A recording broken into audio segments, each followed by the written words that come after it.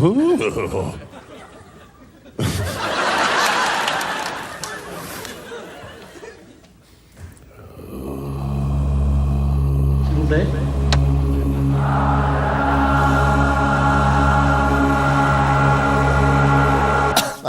my God.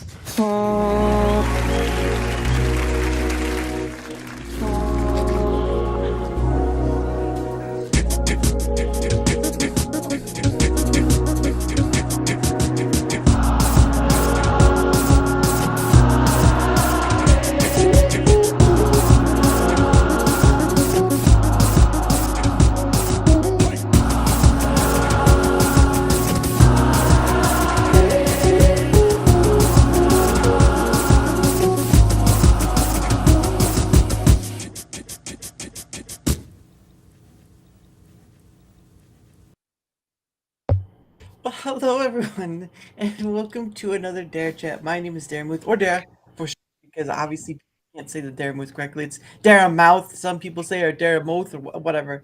So I just say Dara for short. But anyway, thank you for coming, and welcome the great Geekstorian, or as some people call him, the Geekmeister. Anyway. Do they call me that? I don't know. I mean, I've been called way worse, so I mean, I'll take it. It's better to become something that's a little weird, but not that bad, than something that's like, yeah, I've heard that one a couple It's times. like, oh, you can still say that in public. I don't think you're not allowed to say that. I don't think you're allowed to say that. Oh goodness. Well, thank you, sir. Yes, it is nice to have you on. Because of course, you know, I know you're friends with Mike Mullis, and I had him on. But the funny thing was, I got you in the schedule before him, or before he came on. So I was like, well, I met you on Panda's channel, and I've known Panda for a yes, while, yes. right?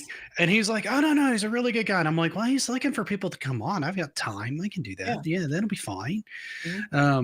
So it gives me a chance to kind of meet new people and hang out a little bit and just, you know, be the introvert, sort of extrovert social, but it's all very confusing. Yeah. Let's take a moment and think about this for a second. No, never. I'm just gonna drop that. I don't look for logic anymore. I've worked in corporate America way too long. I don't look for anything to make any sense. I tell you what, I used to work at a well-known college, and they have a hotel sort of hotel sort of in area on their thing, Mhm. and they had this thing what was like an acronym or whatever you call it, like CAR. It was their thing. And it was like caring, accountability, and responsibility, something like that. I was like, no, communication. Sorry, communication, accountability, responsibility, whatever it was. I'm just like, you do realize that the first letter of that is communication. And you guys really don't do a good job of that. And I'm just like, No company does. it's an I'm odd gonna thing. be honest, it's the most bizarre thing. Yeah, especially if you have a company with communication, any part of the name, it's like, but you guys are horrible at communicating. It's like, wow, jeez. Yeah. Yeah. See, I work in the cable industry, and while we provide the tools for communication, we're exceptionally bad at it. Not only that, not only within, but outside of it too, right? The whole stories you hear, like Comcast, the stories you hear at Comcast, and how I've bad worked there. it's it's like, so what you're saying is you don't care about customers, you just care about whatever the thing you're told. Not you, that thing. I just like, I don't get this. It's like In my case, I just care about what gets me off the trouble call that I'm having to work fastest. there's it. There it is. Now you know why. It's all self-serving, sir. So anyone, when you call Comcast and you're in trouble and they're on the trouble line and they're trying to get you through you quickly, that's your camera, your mic cut out. Oh, Yeah. You're on now, but it cut out. okay. Oh, So that's weird. So I don't know if you like hit something or whatever. No, there's nothing on my mic to hit. It's Well, I actually mean, about a foot away. the mic itself is something you can hit. But Well, I mean, I could hit it, but I just moved it. It's not like I punched it across the room. I mean, you probably would have heard that for a second. It's like a cat batting at one of those little tassel things, like Yeah. I mean, if I'd really given it a good whack, anybody with headphones would be pissed. I know. Oh, hey, Galaxy Red. What's How are up, you? Galaxy? Good to see you, man. Oh man, I'm so used to looking at the chat separately. It's kind of nice to have it convenient, like right in Yeah. front of me. I do Well, like that feature. yeah, and before, previously what was still in its previous builds, because I've been using this since the beta when it came out in beta. Yeah, signed up I for heard you waiting talking to list. Mike about that. Yeah. Yeah, so I signed up for the waiting list, and I don't know if it's like the third or fourth wave of people that got in, and the first because it came out it actually came out towards the end of last year, which is amazing how far it's come. You're frozen. I think it might be your internet. Uh-oh. Are you frozen in place, sir? Mr. Geekstorian. I think he's provider, so that might be part of the problem. There he is. Oh, you're back. I see you now. You're a little grainy. I was moving the whole time on my side. At one point, I'm just kind of moving my head back and forth, looking like some sort of weird Muppet. Yeah. Well, I'm checking the stream now, and I'm seeing clearly, but I don't know if it's the internet thing or not. So who knows? But we're kind of far away from the debate thing, so I think we should be fine. It's a little early unless people are doing like some sort of like pre-show thing. God only knows. Oh yeah, I bet you some people. It's like sports to these people. It's crazy, and gaming's gotten the same way. So it's just super bizarre, I can't. I can't. I know who I'm voting for. I've already chosen the thing, but I've already told people too. It's like, this would be the last year I vote, because I'm not seeing the change people want. And I'm not trying to get on anything political, but I'm just saying we have a lot of people who complain about taxes. We have a lot of people who complain about their congressperson. We have a lot of people who complain about this, or this. What do? Oh, just vote a new person and I'll take care of it. No. We've had 200 something odd years to show that, yeah, it worked out well in the beginning, but coming to this later part, it's not working out so well. I don't know. I think I'm abstaining this year. I'm not big on either option, to be quite honest. I know how I voted last time, and I know how things went before, and I'm like, okay, the whole thing's just weird. But I don't know. I'm not going to get too deep into it, because I don't have enough facts in the political space to really talk politically. Yeah. And there's Duck. Yeah. The Glitchstorian. There you go. That's right. That's your evil twin, the Glitchtorian. I don't know. I was half joking in my own head that while we were on here, I would just randomly just freeze myself and stop talking just so people would like think we fell off because of the debates, just because it'd be funny as hell in my head.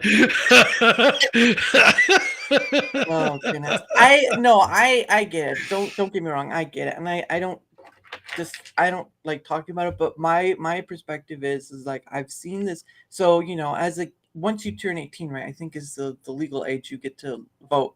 My dad was always like, get to vote, get to vote, get to vote. But over time, I've learned.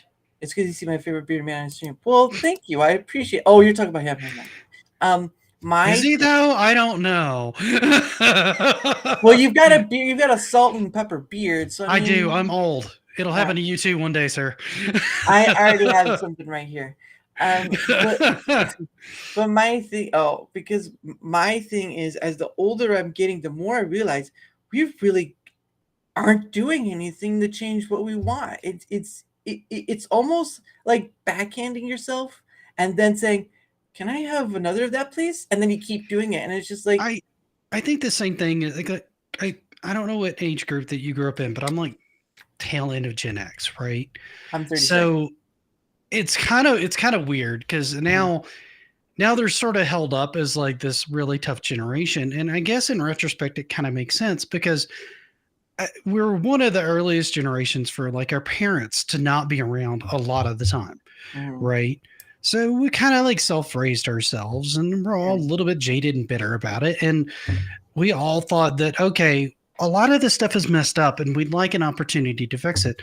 Yeah. But then all the people that were like our parents and our grandparents, they're not leaving the positions of power ever, and now you have like the generation past us going in and getting in office, and it's kind of like, okay, but they're blaming us for the problems. And I'm like, I didn't even have a chance to get in there to do anything. Well, I don't know what you're talking about, right? There were like no opportunities to really do anything unless I wanted to become an entrepreneur. And then I still have to abide by the same rules that have been applied to everybody else, right? You're just paying more taxes to do it. Right. Yeah. Maybe you can do things in a slightly different way. Maybe you have a really good idea. Well, I say this with an asterisk, like Elon Musk, because a lot of Elon's ideas were ideas that other people had. He just found a good way to get it to market. Right. So he's more of the sales guy, kind of like Jobs and and Gates and stuff like that. I would put Jobs at a level where he did fail. Right. He did fail at a time. Because also when you said that, you kind of remind me of Woz a bit, but because of the beard. But there was a time where Jobs had sense of humor. Duck. Yeah. Like by the time I got my beard to where it wasn't patchy, it turned gray. It's too funny. When Jobs had failed the first time around for Apple and he was kicked out by Apple, obviously, that was a learning experience for him because I read the biography when it came out shortly after he had passed, and it was sort of a rush biography because you know how that goes. But Jobs wasn't the best person in the world, but he could sell you the thing, and for Apple that was perfect because that's what they needed. Yeah, Apple and Steve Jobs are inseparable. Now it's not the same anymore because Joni Ives is gone and so many other people. But at that point, Jobs built it. Basically, he built it with his different variants of experiences and all these other things that molded into this thing. There's like the tagline, "One more thing." Yeah, right? He was good at finding a target audience for the product that they wanted to sell. Right. He was an excellent salesman. And like I think even Bill Gates would say that about him because they were sort of frenemies, by the end of it. Yeah. Like Gates was a little bit more technical minded, whereas Jobs was more business minded. And they both did exceptionally well, right? But Jobs just knew how to sell his product as cool. Right. Gates could sell you a product based on the fact it does all the stuff. It's infinitely practical and it will get things done. He's more the practical application kind of guy, whereas Jobs would give you that flair all the time. Just huge showmanship, which was big for them. Hey, Tiny Panda. Hey, there's Tiny Panda face. Yeah, I'm gonna be having her on next month too. That will be fantastic. She's a sweetheart. I love her to death. She's one of those people. Well, she's in the name Tiny Panda. So, but I mean, she's not that small. She might be short, but she's not that small. But never met her in person. I don't know how short she is. I have a feeling Panda's kind of tall, and it makes everyone else look a little short. Well, I've called Panda Sub 2000 the fake Ryan Reynolds because he just has that look of just the hairdo and all this other stuff. Ryan Reynolds without the money and talent. Nice. There you go. Yeah, it was funny to do. I mention it once in a while, but Panda Sub makes it up for his tech gift sort of thing. Yes. And yes, you can't put it on a guy who's puts but of course, it's like I didn't know because the second time around he tells me he was in the industry of television and all this stuff. I'm like, I didn't know that before, so that makes he keeps a lot of that to himself too. Well, he'll let you know he was in there, but he won't tell you anything that he's really done. Well, not because I think he's really ashamed of it, just because it's just not what he wants people to kind of look at him for. He wants people to look at the stuff he's trying to do now. Right. Yeah. No, and that makes sense because again, maybe stuff he can't talk about, right? Because movies and TV shows, they have conditions or whatever after, or you just tend to forget because it's not that important anymore. But for me, it was like, oh, so he's worked in the industry, and I'm like, so that makes sense of why he's this good, with the green screen and all this stuff because he's worked some proportion of. And for me, that's the experience. I don't have that kind of experience. I mean, this is the easiest thing in the world, but to continually 3 months in a row at this point, and hopefully 4, because I've got a few more days left in July to fill, to have almost every day except weekends filled with people. I haven't seen that from anyone with just people, right? Or the occlusion of myself, but in part because it's actually kind of hard to do, and in part because I don't think a lot of people would necessarily want to do it, right? It's kind of hard to come in with like a new person every single day and have a conversation and be prepared and and all that. And a lot of it when you're on stream is just winging it. It honestly is, but that's me 100. That's me like 90% of the time. Actually, it's like 100% of the time. But yeah, no, I'm not the greatest conversationalist in the world, but I just didn't see it from my perspective. I mean, there's probably people out there. I know Yankee Free might come here and say, I've been doing it for a while. I was like, okay, Yankee Free, but people I was following before I did this whole spiel weren't doing it. They get in their niches like gaming, all this and that, whatever. I'm just like, I don't. Why would I corner myself in a corner when I can be like the sound of music? I can dance in the field, sing my song, and the field's so wide open. I don't have to worry about tripping over myself. I can go wherever. And majority of the time, content creators, it's okay. You pick your niche, whatever. But for me, it's like I can go just about anywhere. I'm not a rocket scientist, but I can talk about rockets. I'm not a tech wizard, but I certainly can talk with people about computer stuff or whatnot. I'm not a gamer, but I can talk at least some form of gaming. Jack of all trades, basically. Yeah. And you always need somebody who has that flexibility, right? And a lot of times people will call that a shallow but wide pool of experiences, right? Oh, and man, there's I don't know about that. there's reasons for having that, right? Because it means you can kind of dip your toe in and you can help in a lot of things. You're not the specialist, right? You're not like the subject matter expert or whatnot on it, but you know enough about it that if somebody talks to you about it for like a little bit, you can help, or you can do a lot of things with it. So there's a big place for like what you might just call a generalist, right? They can do a bit of everything. Yeah. And there's absolutely nothing wrong with that. People make entire careers out of that, and less, I might add. I mean, there's all sorts of people on Twitch that make careers out of things that I'm like, I'd rather be here watching this as opposed to whatever I stumbled into there. I remember the day they came out with that rule change, and it was like D-Day all over again, just bombs coming all over, all this stuff. There is a dirge of just all this sort of thing. And I'm like, Wow, you guys really cut yourself off the knees, didn't you? Dude, I absolutely love the one thing I do love about Twitch, and I don't really have any desire to stream there. I don't go there a lot except for a handful of people. But that platform cracks me up because they'll make criteria about what girls can dress, and so they'll change it slightly, and they'll almost make it even worse. Yeah, just to thumb their nose at them. And like one girl, they did this whole thing about like hot tub streaming or whatnot. And so she wore like a green bikini bottom and had the game streaming on her ass. And I'm like, this is genius. I'm like, this is genius. I'm like, you guys can hate on her all you want to, but you're angry because you didn't think of this is brilliant.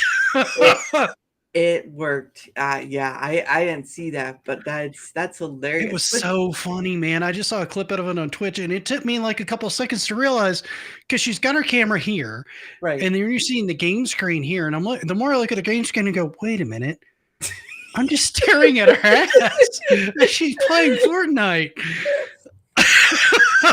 Why are there curves? Oh, this all makes sense now. It's not bravo.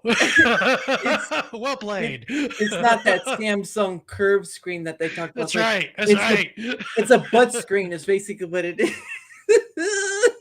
Oh, that's too funny. They'll do stuff like that all the time, and I'm like, that is what. And Rumble has a lot of creative people.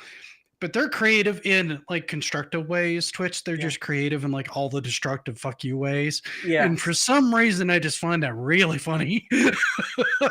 And it goes to show that people will be more creative. It's the cookie jar thing, right? You know, a kid wants to get in the cookie jar, but you know, parents say, and the more you try to keep them out of it, bingo. And I don't get how people don't understand when you keep saying, like, when you have this whole thing of what was it? If you have people telling other people not to do this thing, you are essentially saying, try me. I dare you. Yeah. I dare it's like you. Throwing down the gauntlet and going, bring it. And they're like, okay. That's why you put like, ground rules, whatever. But the thing of it is, when you tell, and it could be for almost any subject, right? You tell somebody you can't make a movie, you can't do this or that, and it's basically saying, try me, challenge me, and that's how you get people like making shoestring budget movies or short things or whatever, and using the least amount of technology to do it. Or indie movies. Actually, indie movies would probably be a good example. But at the end of the day, it's like when you are telling people you can't do this, no, you shouldn't be doing this, whatever, you are essentially throwing down the gauntlet and saying, try me. Yeah. And it's just like, what? Why every time those, especially the women on Twitch, oh my God, they will find a way. They are desperate for that money. They are dedicated. Well, but it goes to show you that people would rather put more thought and time into getting the path of least resistance than trying to create something that doesn't require you to just jiggle, if that makes sense. Yeah, because if they took that energy and put it somewhere else, they could have something far more tangible, but, to each their own, right? And it's kind of one of the things I like about the gaming space in Rumble is like, when you meet, like, Rumble is such a young platform as far as gaming goes. Yeah. Right. Everybody has a solid grip, I feel like, for the most part, in reality, what I like to call reality. Right. Right. You have real jobs, some people can do this for a living, but a lot of people are working their 9-to-5 job or their couple part-time jobs, and they've got kids and they've got responsibilities, and they're still making time to do all this. And so when you meet any of the guys or even the women, especially the women on here, they're far more real than what you see most of the time on a lot of the other platforms, right? Yeah. Because they're not as wrapped up in all the other stuff. They're just trying to present themselves and do what they want to do with their free time, right? And if it brings a little bit of extra cash for their family, then that's great, right? Hey, Steve. Nice to meet you, man. So, I mean, and that's great. It brings them a little bit of extra income. They can spend a little bit more on their kids or on their family or whatnot. And it seems like everybody kind of has more of their priorities in line than some of the other platforms, right? and it's a good thing to kind of be a part of. And I preface this a little bit while it lasts, because as the platform gets bigger and bigger, people get on here, or the people that are on here get bigger, that'll kind of skew itself a little bit. And that's just the nature of the platforms. That's how they function. That's not anything against Rumble. That's just how these things kind of develop on their own. Yeah. Your thing is to get on the ground floor while there's a ground floor, and then once it start building up more floors, right? Like again, that's how YouTube started. Again, no matter what anyone thinks, YouTube right now is still king of the platforms. I mean, I don't know what to tell pretty you. much. They still had the market share on pretty much everything, and they paid a lot on streaming because Twitch dominated streaming, and YouTube had all the upload content. Right. And then YouTube, well, we can let people stream. That's not that big of a deal.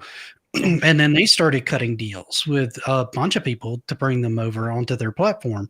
And most of them were only like 6 months or so. And a lot of those people left just for various different reasons. But, I mean, they even had, and I don't watch this guy, but they had Dr. Disrespect on there before all this other mess happened. Like as soon as he Twitch, one of the first places he went was YouTube. And then he went over to Kick. Oh yeah, okay, yeah, because I know that whole story is going on, but I'm like, at the end of the day, though, I don't really know where to fully go with that. I was never a big fan of the guy, but some parts of it seemed suspect, and some parts of it are like, dude, really? Yeah. Like, what were you thinking? Again, my thing is while it's great to follow these creators, regardless of whatever the content is, like with the gaming, whatever, do not worship us. Oh yeah, God no. And on any sense of it, I don't care whether it be Markiplier or PewDiePie. Mr. Beast does great work with his, the philanthropy part. But he does, but something about him seems off to me. I don't know why. I don't hate the dude. Just something about him seems off.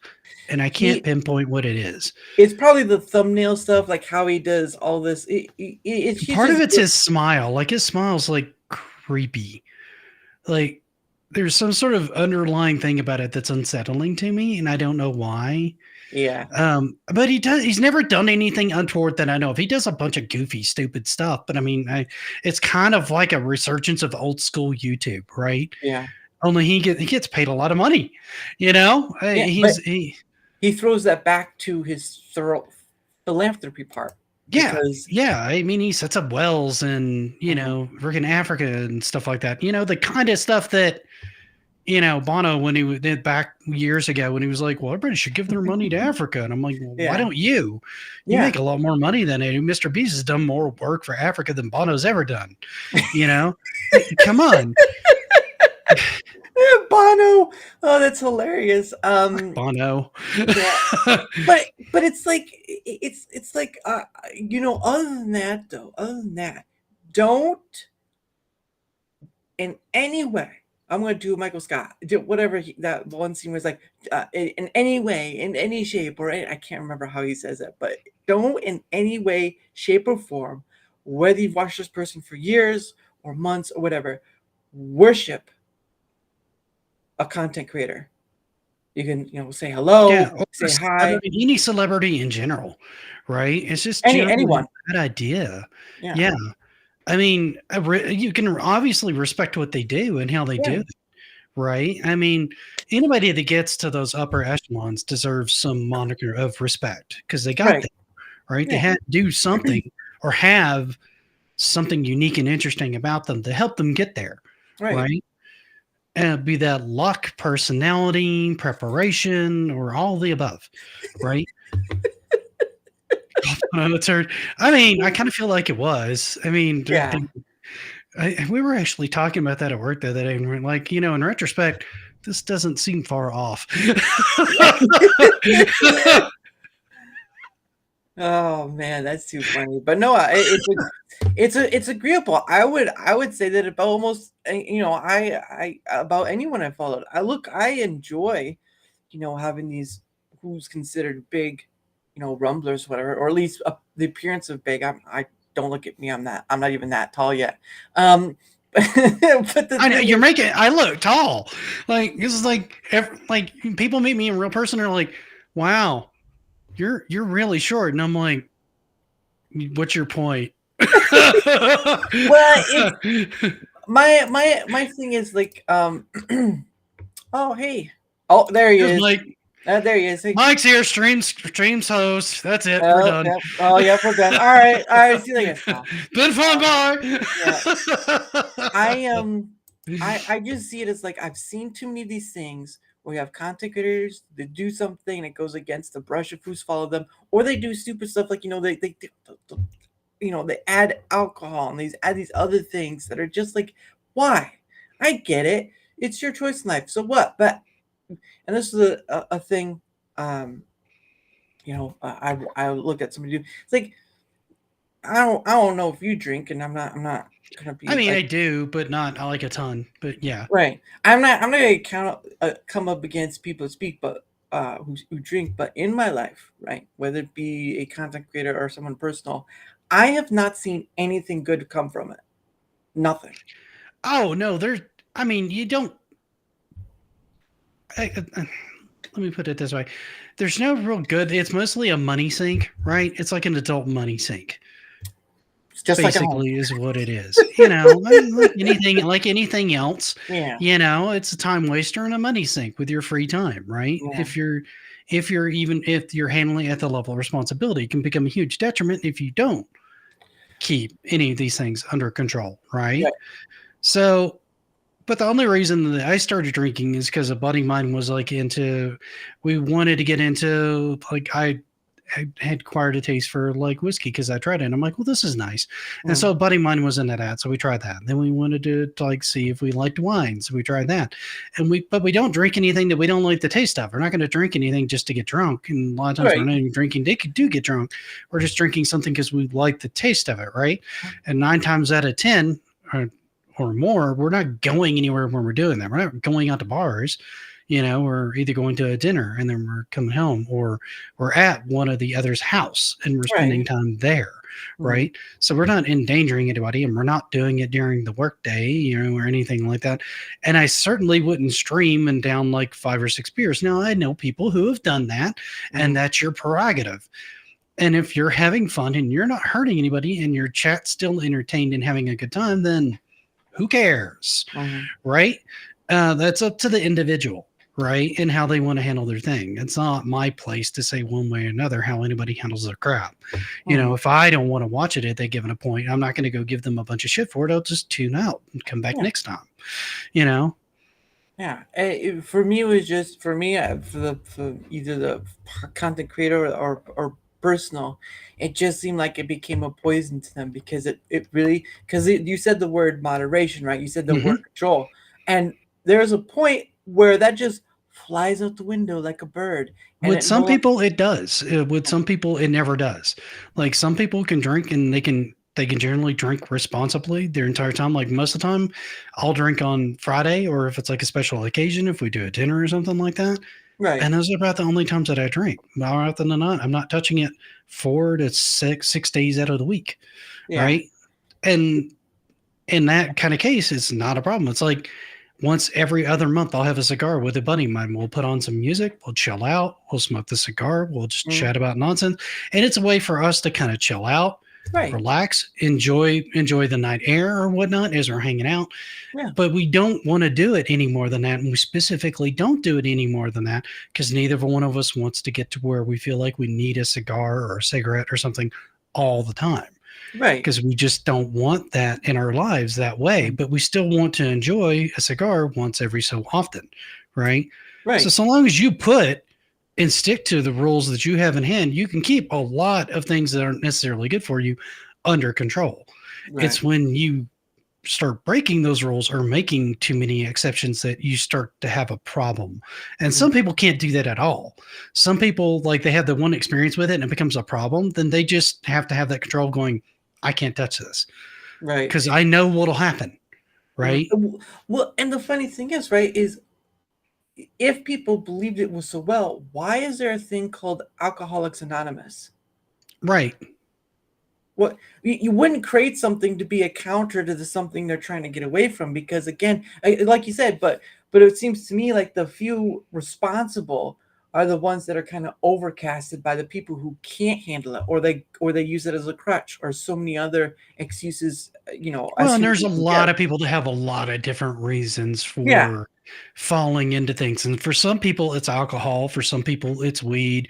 For some Yeah. people, it's video games, or it's Mhm. movies, or it's whatever, right? Yeah. A lot of people are in a bad spot, whether they know it or not, and they're looking for an escape, Mhm. right? Because they don't want to deal with whatever it is that's bothering them, Mhm. right? Or they can't deal with whatever that is, Right. right?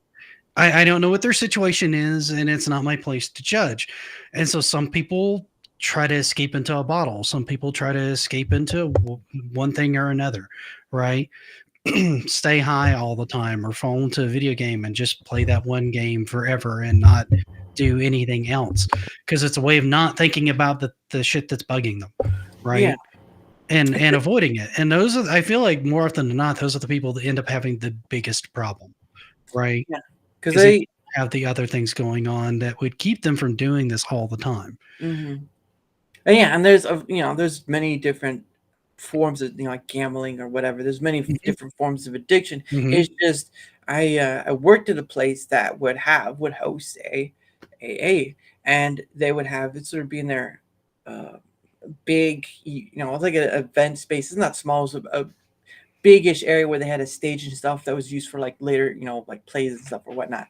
But this area would be, used for plays. It could be used for worship, a whole bunch of other stuff. But the room was filled with these tables for the Alcoholics Anonymous. I'm just like, and of course, some of those people they switched to like, smoking, whatever, which is sort of like, well, you're just taking one vice for another.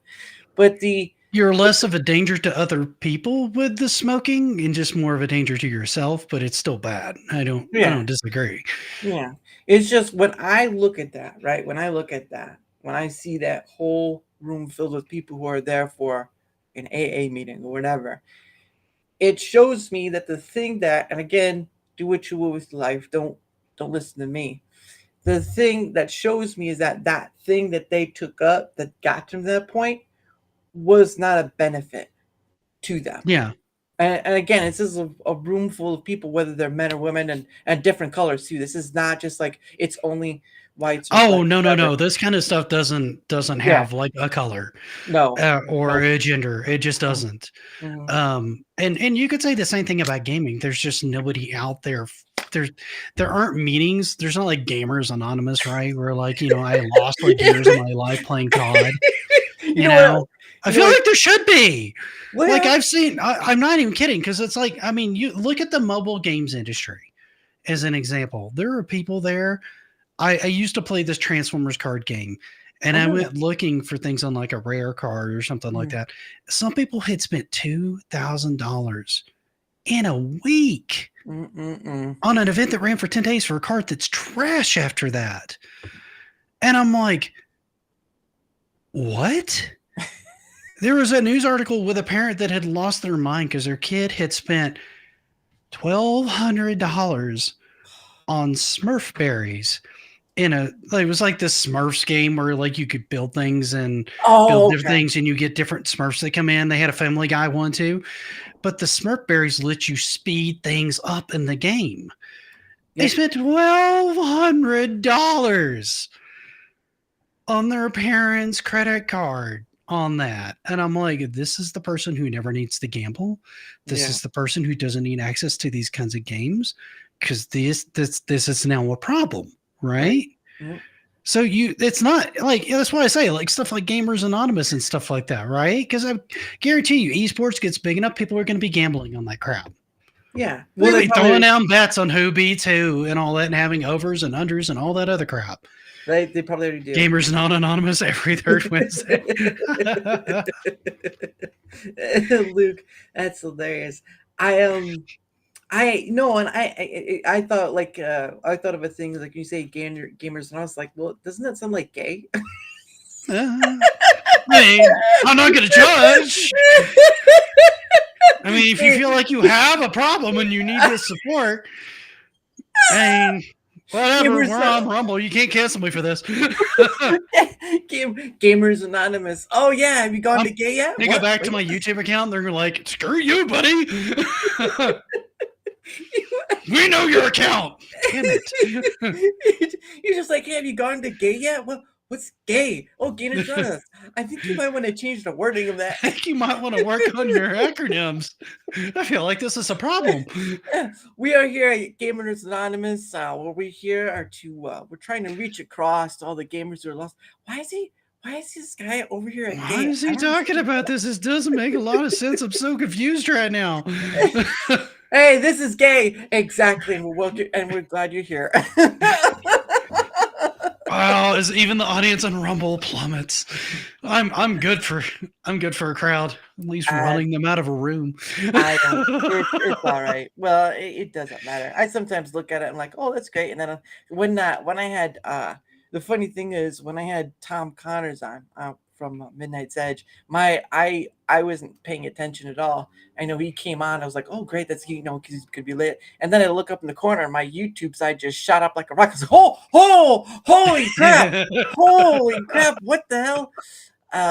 But no, he had at the end of the stream he was at previously, he had said, I'm going to go to this person's channel. It wasn't like, it sounded like he was being cautious of it because, but he did say he enjoyed it at the end, and I'm glad because my goal is that to have everyone who comes on here to have the point of coming back again because there's always something more to say. This is not this is like that Lamb Chop song. This is the song that never ends and it keeps going and going and going. You're just like, please. I'll admit this conversation has not gone the directions I thought it would go when we got on here, which I'm totally fine with.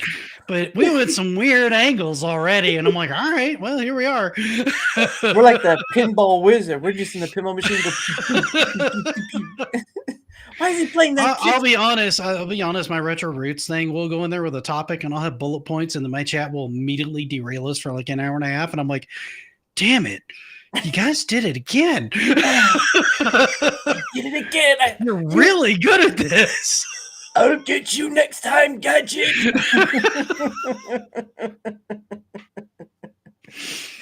No, it feels that way some nights. You're just like, all right, it's gonna go how it's gonna go. No, it's gotta be. How is that voice? Is it?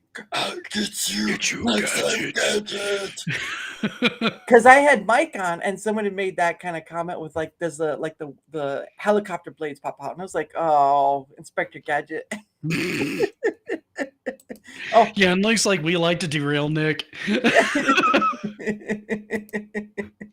Like you don't have fun when it happens. Like, oh, they're calling you out. They're calling you out. I'm not saying I don't have fun when it happens, but there's been times where like there's one instance I know we had the guest on, and he's a nice guy, but man, he was so all over the board. I was just like, and Panda was loving it because it was just like raw chaos on my stream. And I'm kind of rolling with it, and Mike's losing his shit. I can literally see him having mental meltdowns the whole night. And I'm like, and on one hand, it made it even funnier. I'm just like, all right, I'm just going to let it work. And, it's like Conan O'Brien having to deal with like Robin Williams. He's like, I'm just going to let it ride. Anyone who had Robin Williams on it was like that. Craig Ferguson, Jay Leno. Yeah. It was Robin Williams was a storm of charismatic chaos because the only person I knew if they had a problem with it was Oprah Winfrey because she had no idea what to do, and I'm like, you just got to let Robin do Robin. That's all you got to do. It's fine. I think she had more of an issue with Tom Cruise when he went crazy because him jumping up and down on the couch was weird. I'm in love. That was weird. Yeah, that was bizarre. There was I think there was a scary movie where they sort of did that thing and they parody. did. Yeah, and that was just like they bend Oprah's hands back and off, and oh hey, Tiny Pennant, welcome back. Want to help with a fire? Hot dogs and s'mores. Nothing. Oh my god! See, now I want hot dogs and s'mores. Oh, like gosh. When are we eating, Tiny Panda? Well, when's the dinner clock? Come on, when you invite me over? When we eating?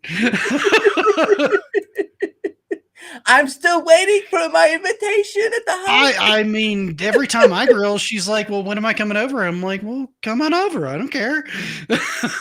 hear the directions. Like, that's like 13 hours away. Well, you said you wanted Not to my come over. problem. Should have planned ahead. That's 13 hours for a well-cooked steak. I don't know about that.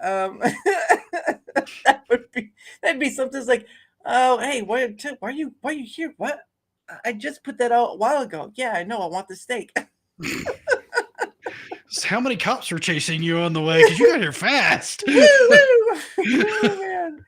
Oh boy, but no, that's just it's just but again, with Robin Williams, he was just that kind of person. There's very few people who could match that kind of intensity. Because I was, YouTube, you can go, you can watch all the hot dogs and s'mores. Always a good idea. Yes, they are, Tiny Panda. Yes, they are. Especially anybody who argues that point, you don't need that negativity in your life. Yeah, especially when they're hot, and then you take them off and beat each other with it. That's leaving. It's like paintball except hot. I feel like we need to talk about what you're doing with like your s'mores on fire. Yeah. I just got this image of Dara chasing people around, throwing flaming marshmallows at them. Take cover! My face! The lawn's on fire, and everybody's like, Dara came to the barbecue. Got it. You wouldn't be able to hold on to it very long though, because it's just you just got it's like the scene from The Hobbit where they have the pine cones and they're just tossing them as they get lit. It's gonna be like that. It's like, and it's like, my body's on fire. It's like, take that with the marshmallow. Your justice is served with sweetness. For the s'mores, the char. See, there she go. Look, the char is the best. Why a marshmallow needs a little crisp? A marshmallow needs a little crisp. See, I don't. I tend to get mine kind of a golden brown the best I can. That's like my favorite way to do it. I don't do it all the time, but sometimes I like to do a creme brulee and just kind of like. Yeah, some people just like to torch them and then eat them that way. My dad loved them that way. That's my next fire trick. He's like, oh, it's on fire. Yeah. Oh no, that was my dad. I'm like, how do you want your marshmallow? And he's like, nuke it. I'm like, all right. So I just set on fire, look at it for a few seconds, blow them out, and be like, here you go. No. When he says nuke, it's like, all right, kids, hold on. He goes in the shed and he's like, what the hell's going on here? He comes out with all this this hazmat looking suit and stuff, and then did you see him come out? You see him the nuclear reactor. Here you go. What, Dad? I don't think I can eat that. You said you want it nuked. Oh, dude, my dad can freaking eat anything. He's got like a cast iron stomach. I had marinated some steaks one day, and then I cooked them on the grill, and he took the marinade from the fridge and poured it on the steak, and I'm like, what are you doing? I'm like, have you heard of E. coli like at all? Does this enter into your brain? Like, you're not supposed to do that. But it reminds me of one of my grandparents. They it was a funny thing. They dipped a habanero into habanero sauce. I'm like, why? Why is this a thing? That stomach is on fire. But then again, habanero isn't the hottest anymore. It's like no. It's not even close. I think it's the Carolina Reaper's the hottest? Yeah, I think that's currently the hottest at like, I want to say 3 to 5 million Scovilles, and a habanero is like 100,000, I think. So like habanero is not even, it's almost not even on the board anymore when you're talking hot. And habanero is plenty hot for me. Most of the time it's too hot. I mean, for me, it's like I can only handle medium spice. I'm like, I can't do this anymore. But you talk like ghost pepper used to be like the big thing, and then they came out with Carolina Reapers. Like, everybody's got to one up each other. Yeah, we've mixed a Carolina Reaper with a ghost pepper, and we've made it the ghost monster. It's gonna burn your mouth alive. It's 34 million Scovilles. No one's managed to eat one and live yet. Don't you think you should stop? The taste of the sun on your tongue. Feel the burn. Yeah. It's not even, I couldn't do hot ones either. I couldn't either. Like, they had got their last dab, which is like supposedly like idiotically hot. Oh, it just sounds awful to me. I've seen people do that. What was it? That one chip challenge, the Paquito one or whatever it is. Oh yeah. I've seen that. And then like the super spicy gummies that are like, they were pure ghost pepper at one point, and now they're probably Carolina Reaper, but it's in like gummy form, and I'm like, no, thank you. No, thank you. How about this? A spicy gummy with what is it? The bulldozer. Oh, just got done mowing. Well, take a shower, man. What's up, bulldozer? I can smell your grassy self over here. Take a shower, dude. Come on. But what if you cross one of those ganja gummies with a Carolina Reaper gummy? Now that would be something. I feel like the potheads aren't going to know what's going on. It's like they're tripping in two foams, like their tongues on fire. It's like, yeah. Yeah, it's going to be like the whole Homer Simpson thing where he ate too much spicy food and everything became like a psychedelic trip. Oh. I remember when one of their episodes was about making some tamacos where they combined tobacco and the tomatoes. Oh God, it sounds awful. I'm waiting for that to come out anytime now. I'll refuse. I'll stream the debate while I'm crying. You know what? You should do like those. You should do like what did the ladies do? You should just, instead of like a Jello pit, just make like a mud one. Just roll around and say, "Everyone, if you want more of this, I need more donations." I'm waiting for people to ask for shots for like stupid things to happen on debate and for somebody to get like alcohol poisoning. And there are some people that are gonna be doing that tonight, but I'm just like, why? And it goes back to the earlier stuff about doing those. I get it. If you drink responsibly and are responsible, it's fine. But I personally don't see a point in it because I've had too many personal experiences, and of course, people have followed where it doesn't make sense anymore. It feels like you kind of are. It's almost like someone setting up the noose and then like accidentally tripping into it, and then that sort of thing. Yeah. And at least I know it's a little extreme, but from my perspective, it's sort of like when when you hear and the opposite end, right? On the opposite extreme, where you hear people like this. I'm trying to describe it. It's when you hear the story of the woman got pregnant, whatever, and she like the guy does like a likely thing. Well, I just tripped into her, whatever, that sort of thing. But that's in the other end of the spectrum. That's not how that works, sir. But that's the more good version. The other version was not so good, so we'll stick with. I just had to do something with that, but no, it's the mental gymnastics some people will go to. Well, but it shows you that human beings are like that, though. There's the whole mental gymnastics of anything, a favorite sports team or whatever. If you think hard enough, you can justify anything. You can make anything racist. You can make anything about you. You just have to think about it in the right light. You know what I mean? And it's one of those things like, and I was a big Star Trek fan growing up too. And there were a lot of times you would catch characters like Spock using logic to justify things that there shouldn't be a way for them to justify, but they managed to work the logic to where in their head it made sense. Yeah. And everybody's like, that's the problem with your logic. You can use your logic to justify any choice you want. Yeah. Right. And it's still kind of poignant today. Yep, but that's what's up, legend. Good to see you, man. But that's the thing with human beings, right? There's two things that confide. What's the word? Not confide.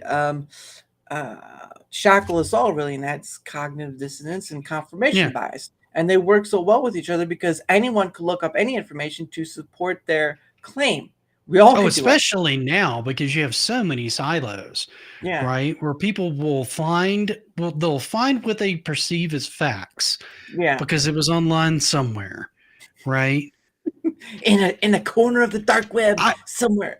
I've seen stuff like that. I have watched people post articles from The Onion and use it as like a fact in their argument. I'm like, you've got to be kidding me. Yeah, like The Onion themselves will tell you. This is not real news. We have no real news. It's not what we do. We're a parody site. We've got to shame Tiny Panda. Boo! Boo! Go back to your fire with the boo! Boo! Oh no, you're gonna go eat food and marshmallows, and we can't have any. Boo on you! What's thank up, Big you. Block?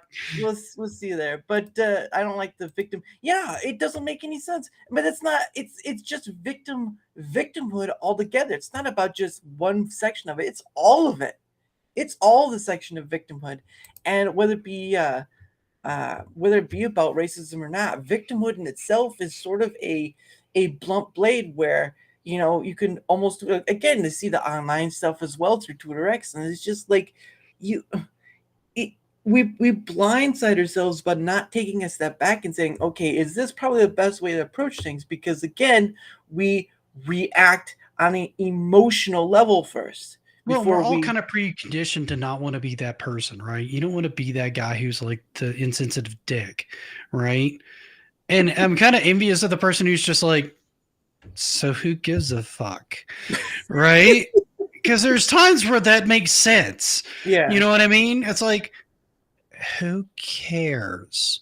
Yep. Right? Like, this is your own personal crap. You're not getting like sympathy out of me. You're not getting money out of me. I'm not going to count out to this demand that you have just because you as a one individual person feel victimized if by something that you just seem to have made up in your head. Because again, no one cares. Right. And UB brings up a good point, but that's with almost everything now. Yeah. You could point to Hollywood, you could point to gaming, you could point to politics. This line alone goes into almost everything that's human. And why is that? Well, because it's easier to point the finger elsewhere, to have someone else take the blame than you take the blame. Why? Because if you don't have to take the blame, guess what? It's like the lie you got away with, right? The lie you got away with. Yeah. Well, it's like everybody getting angry at people not being happy with like Sweet Baby Inc., for an example of being involved in video games. Yeah. And a lot of people like me are, oh, they're involved in this game now. Well, that just saved me some money. Because I've seen too much stuff on them being that jackass, half threatening people that if they don't do this or hire them, then this is going to happen. And I'm like, I'm not going to support anything you touch. Yeah. Like, the more the industry learns that the things that they touch or the things that when they're doing these actions, that these things have repercussions, the more things can straighten out. But then you have like all these game journalists, as Mike would call them, going, well, you're the problem. I'm the problem for just wanting like a solid piece of entertainment that's not lecturing me and calling me a piece of crap. Mm-hmm. How am I the bad guy for not wanting to spend my money on that privilege?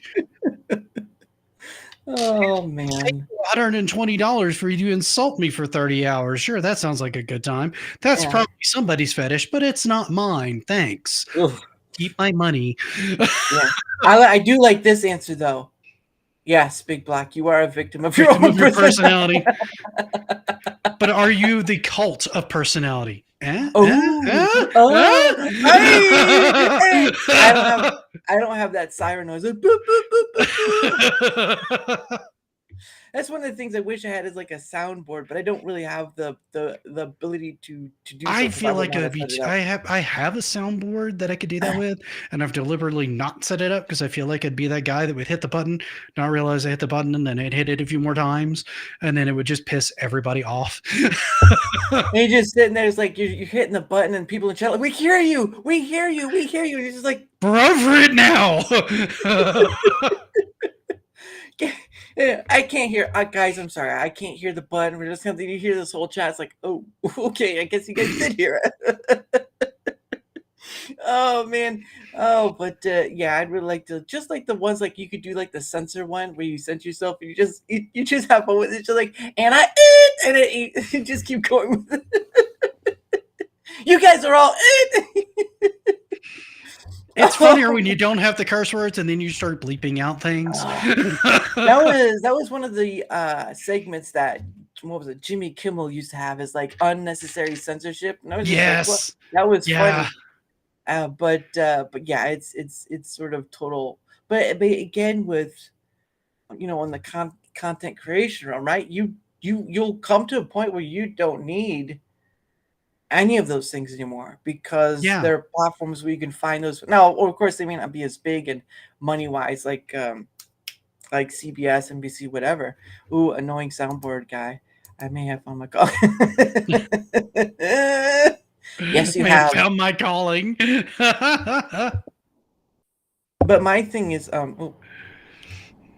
we go, focus. But my thing is with that. It's just like, but again, it's also a thing too, because that's another thing I saw was where you had the 24/7 news, right? CNN, NBC, whatever. You also start seeing some of these content creators become the 24/7 news, right? Topic of the Yeah. day, all this other stuff, and I'm just like, why?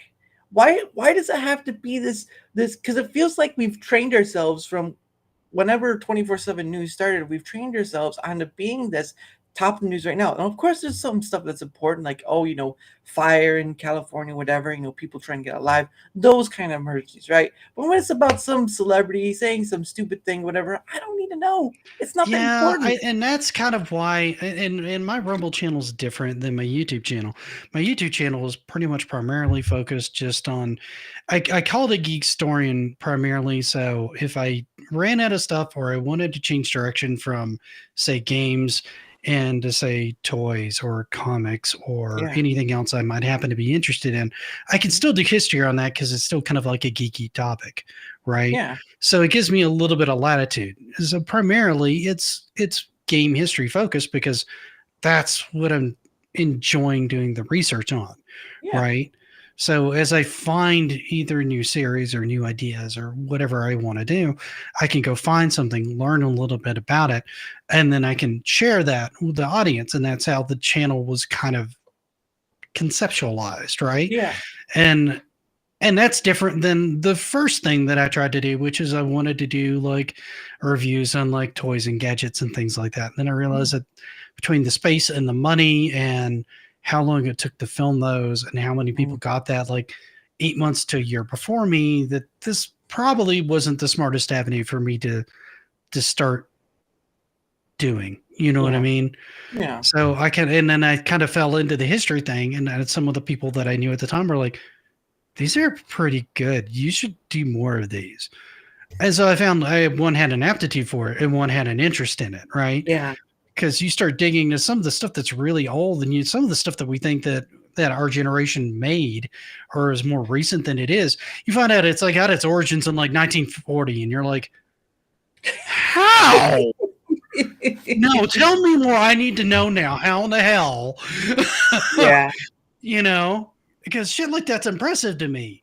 Yeah. Because, you take stuff where you've got like next to nothing to be able to deal with. You don't have any of the Avengers that we have today, and you pulled off stuff that honestly you can't even pull off today. Like I saw somebody do something on, they had an amber screen instead of a green screen or a blue screen. Right. And they did it using like a crystal that diffused that light one direction and then something else another direction. So it was actually cleaner than a green screen or a blue screen with less blur and less distortion. And I'm like, and they did this for fucking Mary Poppins. Oh, wow. And I'm like, the hell? Oh, yeah. The before blue, because they in the behind the scenes they would show like doing the animation stuff. There'd be just a brown screen. Yeah. That sort of thing. Yeah, they just had them dancing in front of a screen, and then they had all the animation and everything like that happen in there. So they do whatever drawn animation or whatnot and put that behind them. Yeah. It's like going back and watching the original Invisible Man from like the 1940s. Like the dude literally looked invisible, and they did that with like black velvet cloth in certain spots where they could like color it out. And I'm like, that's amazing. Yeah. Like that's stuff like that's fascinating to me, that how people will pull stuff like that off before certain technologies existed. And in a lot of ways, they're the inception for those technologies existing in the first place, because they figured out a weird workaround to do something cool that they really wanted to do. And something else went, I bet you I can do that to do this or to do this. And that stuff to me is cool. I love that stuff. Yeah. Ingenuity is what it's called. But anyway, before we continue on further, so since it's your first time, at the top of the hour of every hour, I don't know if you were here for Mike's, I set aside time for us to promote ourselves because, people say grifting, people say shilling, all that stuff. And they're kind of just negative connotations. But I tried to find the links as best I could for you because you didn't send me anything. So I was like, all right, I'll look. Oh, I can. Because I think I've got. Yeah, that's right. I didn't add anything yet. I thought I did. Darn it. Ugh. I have a YouTube and I have a Rumble. So the Rumble one is easy to find under like the Geekstorian. My channel account name is Geekstorian, so you can kind of find me either way. Mhm. And then the channel is, well, you can probably find it under the name, but you can just look for Geekstorian, and you should find me on there pretty easily on either one of those if you're interested in any of that. Like, I mostly just came on to chit chat and shoot the shit on a Thursday, to be quite honest. Promoting myself wasn't the biggest priority, quite frankly. I do that for everyone, so don't worry about it. Everyone gets that. Everyone gets that same opportunity because it's I have very little in offer to give you, whatever. But at least you I can don't have a promote whole yourself. lot to offer anybody either. I mean, my sub count looks kind of nice on YouTube. I mean, and I did manage to get monetized on there, but I mean, my viewership is about, honestly, Rumble viewership on most of my stuff is pretty close. Yeah. So, it just goes to show you that even a smaller platform with people that are interested in the content can make more of a difference than being on a bigger platform and having bigger numbers. So, Yeah, that's true, especially when you have to be like the million follower thing or whatever. But anyway, so yeah, go. I'll put the links if you've sent me them. I'll put them in at the after we're done, because that's the only way to add them in, and then of course that'll be in there. But yeah, guys, go in his Rumble and his YouTube, because I stream to both Rumble and YouTube, and both my content is on both platforms because it's more of a safety net for me. But we'll get into that later. But anyway, guys, so I stream to both YouTube and Rumble, as I just said, at Daramouthe, and I also have a Discord at Daramouthe, but that's mostly just for DMing. I have a Twitter X fan account at Daramouthe. I also have an email. Down in the link tree below, all those links are there. Look, Mike Mullis, Geekstorian, in the future, Tiny Panda. All these people have the same opportunity as anyone else. Look, I'm not here for debates. I'm not here for arguments. I'm not here for those trolls that don't really want to have a conversation. You just want to be some downpour of negativity. The point of why I'm doing this is to reach across the table, in essence, and have conversations with people who are big or small or not a creator at all. Because there's not enough of just having a conversation going around. There's having a conversation in entertainment. There's enough of having conversation in movies or whatever, what have you. But they're all in these enclosed spheres. And for me, personally, I want to go to all these spheres, smack them with a hammer, and open the field up and say, the field is open, be free, fly my birds, fly my pretties. But anyway, but I offer this opportunity to just about anyone. So if you'd like to come on, right? If you'd like to come on, either go to the link tree below and follow the links, or leave a comment on either YouTube or Rumble, and we can get started. It's not that difficult. It's not that hard. I try to make it as easy as possible, but I can only lead you to the water. You have to drink it. It's good water. Don't worry. don't trust him. He lies. The king of lies has come again. But no, I really, again, I'm looking at another month going to get filled next month. Now I'm waiting to get to that month because there's some people telling me to wait till July to ask them again to come on, but I'm going to fill another month. Now I don't do weekends. Weekends are usually for special cases, obviously, like Heck in the Y. They do Friday, and he has a kid that isn't still in school, so that's why they do Friday and the weekend.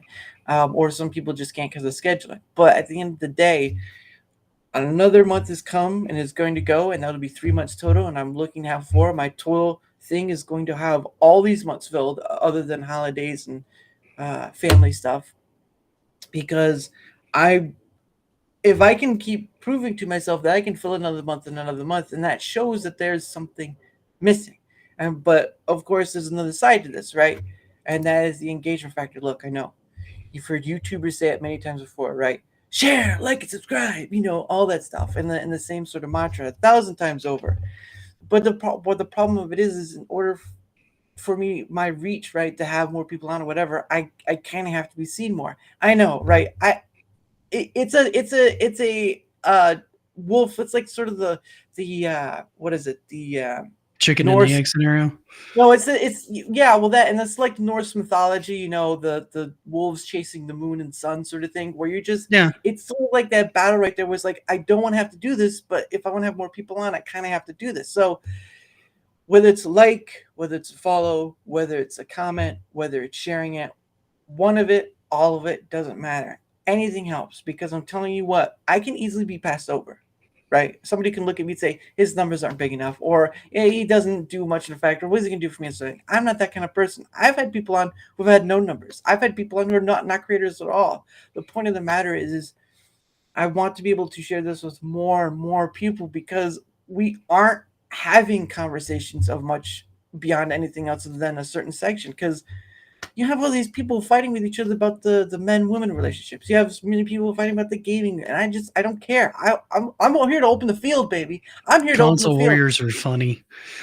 Yeah. Well, I mean, I had to give up my Nintendo Switch because, you know, I had to pay some bills, so there was that. But my thing is that in order for this to more happen, I have to be seen more. And I know it gets annoying, but when you guys help me out, you get to be a benefit to who gets come on. Many of you don't know who Geekstorian is. Now you do. Many of you didn't know who Mike Mullis was. There you go. And again, And maybe you regret all of that knowledge on No. both counts. But I also stream this over to YouTube as well. And whether I'm not monetized over there, so forget that. But at the end of the day, we get to encapsulate this moment between ourselves and the opportunity for another one. And people get to come and say, oh, so that guy's like that. And it's similar to how I think or how I feel and all this stuff. There is a benefit to this, and you guys get to be a part of that. So whether it's one of it or all of it, your guys' help is great, and I appreciate it all, because it certainly is I certainly feel like I don't like doing it, but if I want to have more different people on, it's part of the ordeal. I think it takes a certain type of person to really enjoy promoting themselves that way. I feel like it's not in most people's nature, quite honestly. You know, I mean, it's not like I don't enjoy trying to figure out how to promote myself. It's just, and I'm not trying to be seen as this cloud person or get the numbers person, whatever. I mean, the numbers help. Right. Don't get me wrong. It's part of the engagement ordeal, but it's sort of like if I focus on that stuff, then I lose out. It's sort of like people who focus on the content creation for money or fame, whatever. If I focus on that stuff, it's lost out. I'm focusing on the conversation with the other person on the other side, man or woman, doesn't matter. Mhm. Because at the end of the day, we're all humans. We all deal with something similar, and we're not really getting to sit down, because there are a lot of channels out there that are about pitting women and men against each other for no apparent reason. Oh, because of this, oh, because of that. But where's the conversation to happen of just sitting down?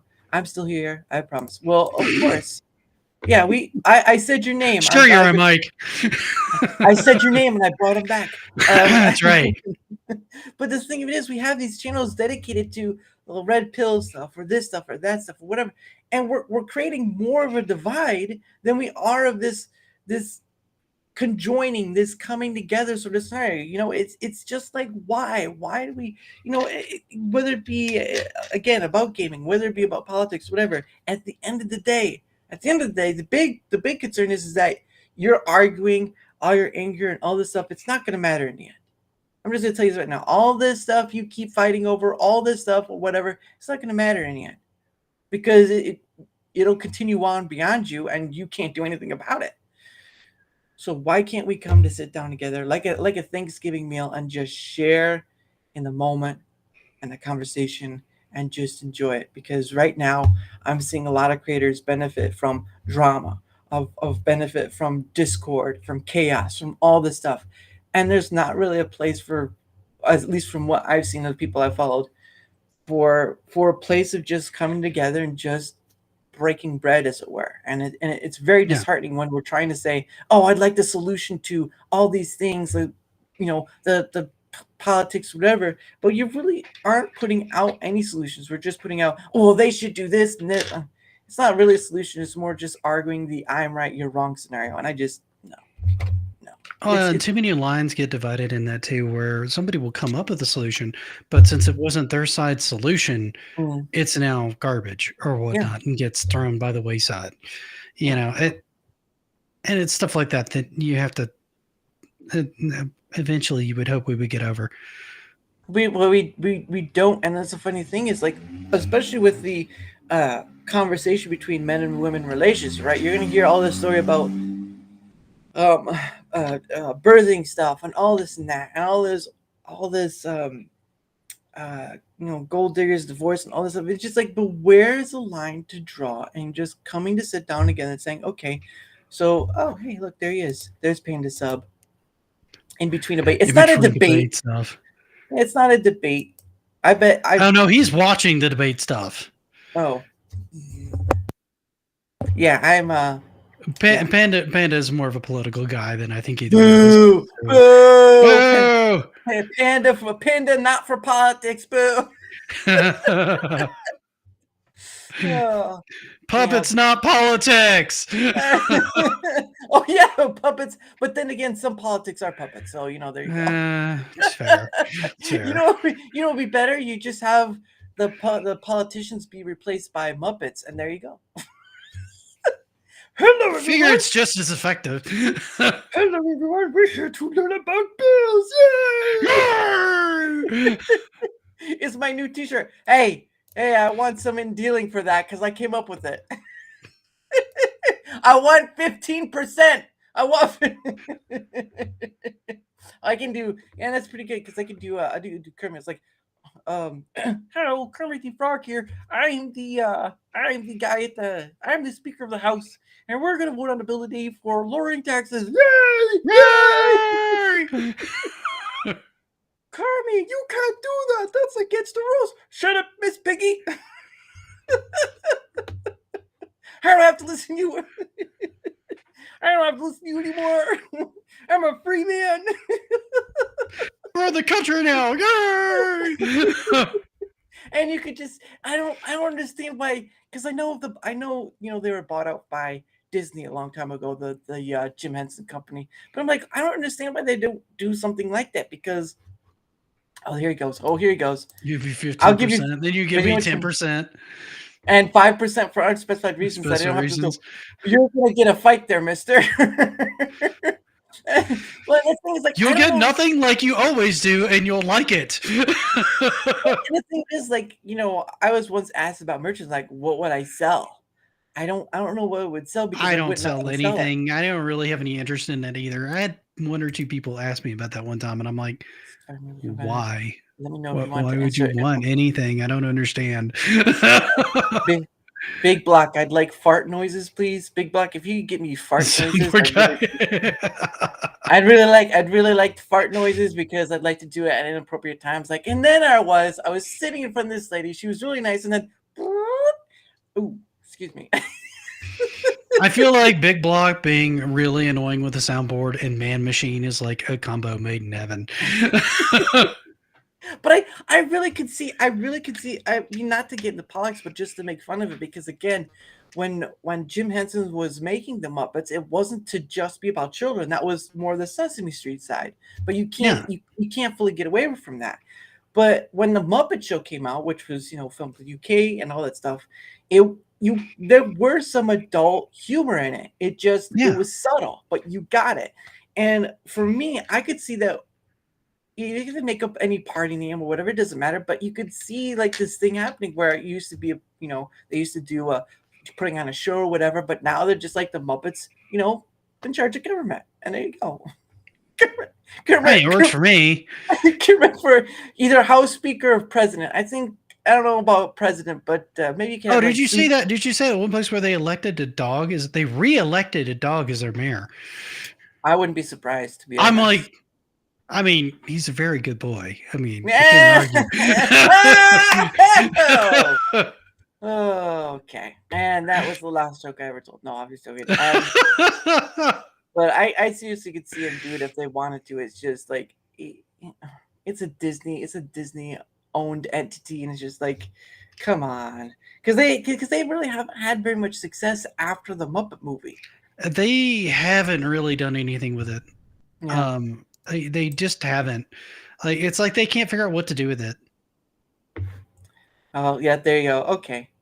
Geekstorian is the best kind of. He's See, he's promoting better it. at promoting me than I am at promoting me. Yeah. Hey, when you need a promoter who will do it right, call Panda Sub. He'll Yeah, get don't you call in the me. fight. I'm Yeah. terrible at it. All right, children, let's vote for this bill. That's going to make sure everyone has cell phones. Yay! Yay! Next time on Muppet Congress. They I tried to don't know. do a new Muppet show too, where they were doing like YouTube shows and stuff like that. And I'm like, I like what you're trying to do with this. I just don't feel like you're figuring out how to nail the humor quite as well as I might like. Because they did do a new Muppet show on like ABC a while, but my service me picture that Pepsi and a hot dog. Yeah. Oh, yep. There he goes. See, I can't use my token to make you say that Pepsi is terrible. Here. Next time on Pendus 2000. Geekstorian. Yes. This children is what we call the smell of no, it's what we call justice for all. It's what I call revenge. Revenge. Yeah, but I just after the Muppet movie, how dare you say, how dare you? Hey, don't you come into my chat and tell me what to do, okay? Kermit has said no. Nathan's Hebrew National. Hebrew National actually makes pretty good hot dogs. Or a type of brat. I think you spelled brat. Is that how you spell brat? Yeah, that's correct. Yeah, that's I correct. thought brat was spelled with just a T. I think you can abbreviate it that way, but I think it actually does usually have the U. That's a oh no, not that one. Where is it? Where does he say? Panda Sub, this is one you need to be very careful of. This anything edible at this point. This is a very dangerous slope. It's a slippery slope, sir. In fact, you can't involve one. But then don't fall for his hot dog talk. Can't fool me 8 times. Whoa, okay. Wow. Whoa. Kermit says you have a problem. Fool me 7 times, shame on me. Fool me 8 times, shame on you. House in the box and a cube of Pepsi for your services. Uh-oh, that's not good. I'm a rich dogs. Bow, wow, wow, wow. Look at him. I'm rich dogs. Oh, look at him. Look at him go. And we see the young man called Penda Sub 2000 flying into the wind with all his green. Well, I think that's green money. Anyway, he's flying. It could just be him falling out of the balcony because he didn't sleep for 36 hours and now he's unconscious. We don't know. Whatever.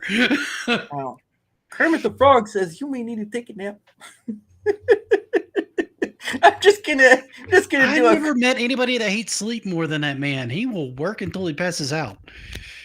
Or bleeds from the nose. Yeah, I heard that. That too. Man's gonna put himself in a grave quicker than a bowl of oatmeal that's been sitting out for a few days. Ma, I don't think this is working. It's still good to eat. I don't know about that, Ma. It's not getting off. Ma, it's just stuck in there. You're muted again.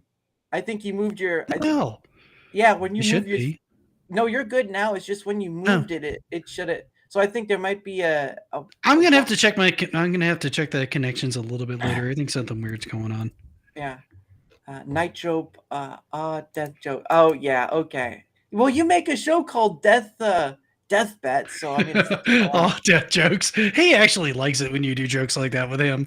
Nitro Pepsi will get you anything from Panda. Well, I don't know. I don't want to know what anything is that anything. I don't know if I can condone Nitro Pepsi. I'm surprised he mentioned Nitro Pepsi, but not Crystal Pepsi. Come on, guys. Back to the future. God, I saw that when I was a kid, and I'm like, that looks wrong. Crystal clear Pepsi looked wrong. But the bottling format looked like, well, that'd have been something futuristic, right? Like the bottling. If it gets me a regular Was it if it gets me a regular acts like an upcoming series, well worth the price to me. Hey, whatever. Oh, that's Phoenix. I like Phoenix. If it gets okay, Phoenix. You know what? Oh, she's talking to Panda. All right, she's talking to Panda. I thought she was talking to me. I was like, I don't want to answer that question. You can condone it and like it. I will. I'll start condoning something. Kermit the Frog says you need to quit it. Oh, he's talking to Electra. Never mind. Okay, all right. They're having a side conversation. Got it. Yeah. All right. Hey! Comment down in my chat over there, okay? Comment down, okay? All right, don't make me get out any of the more Muppets. I don't want to have to do any more voices. Hey, no, it's a Fozzie. Fozzie is, hey Kermit. No, I can't do Fozzie because the person who does Fozzie Bear and Miss Piggy is the same person.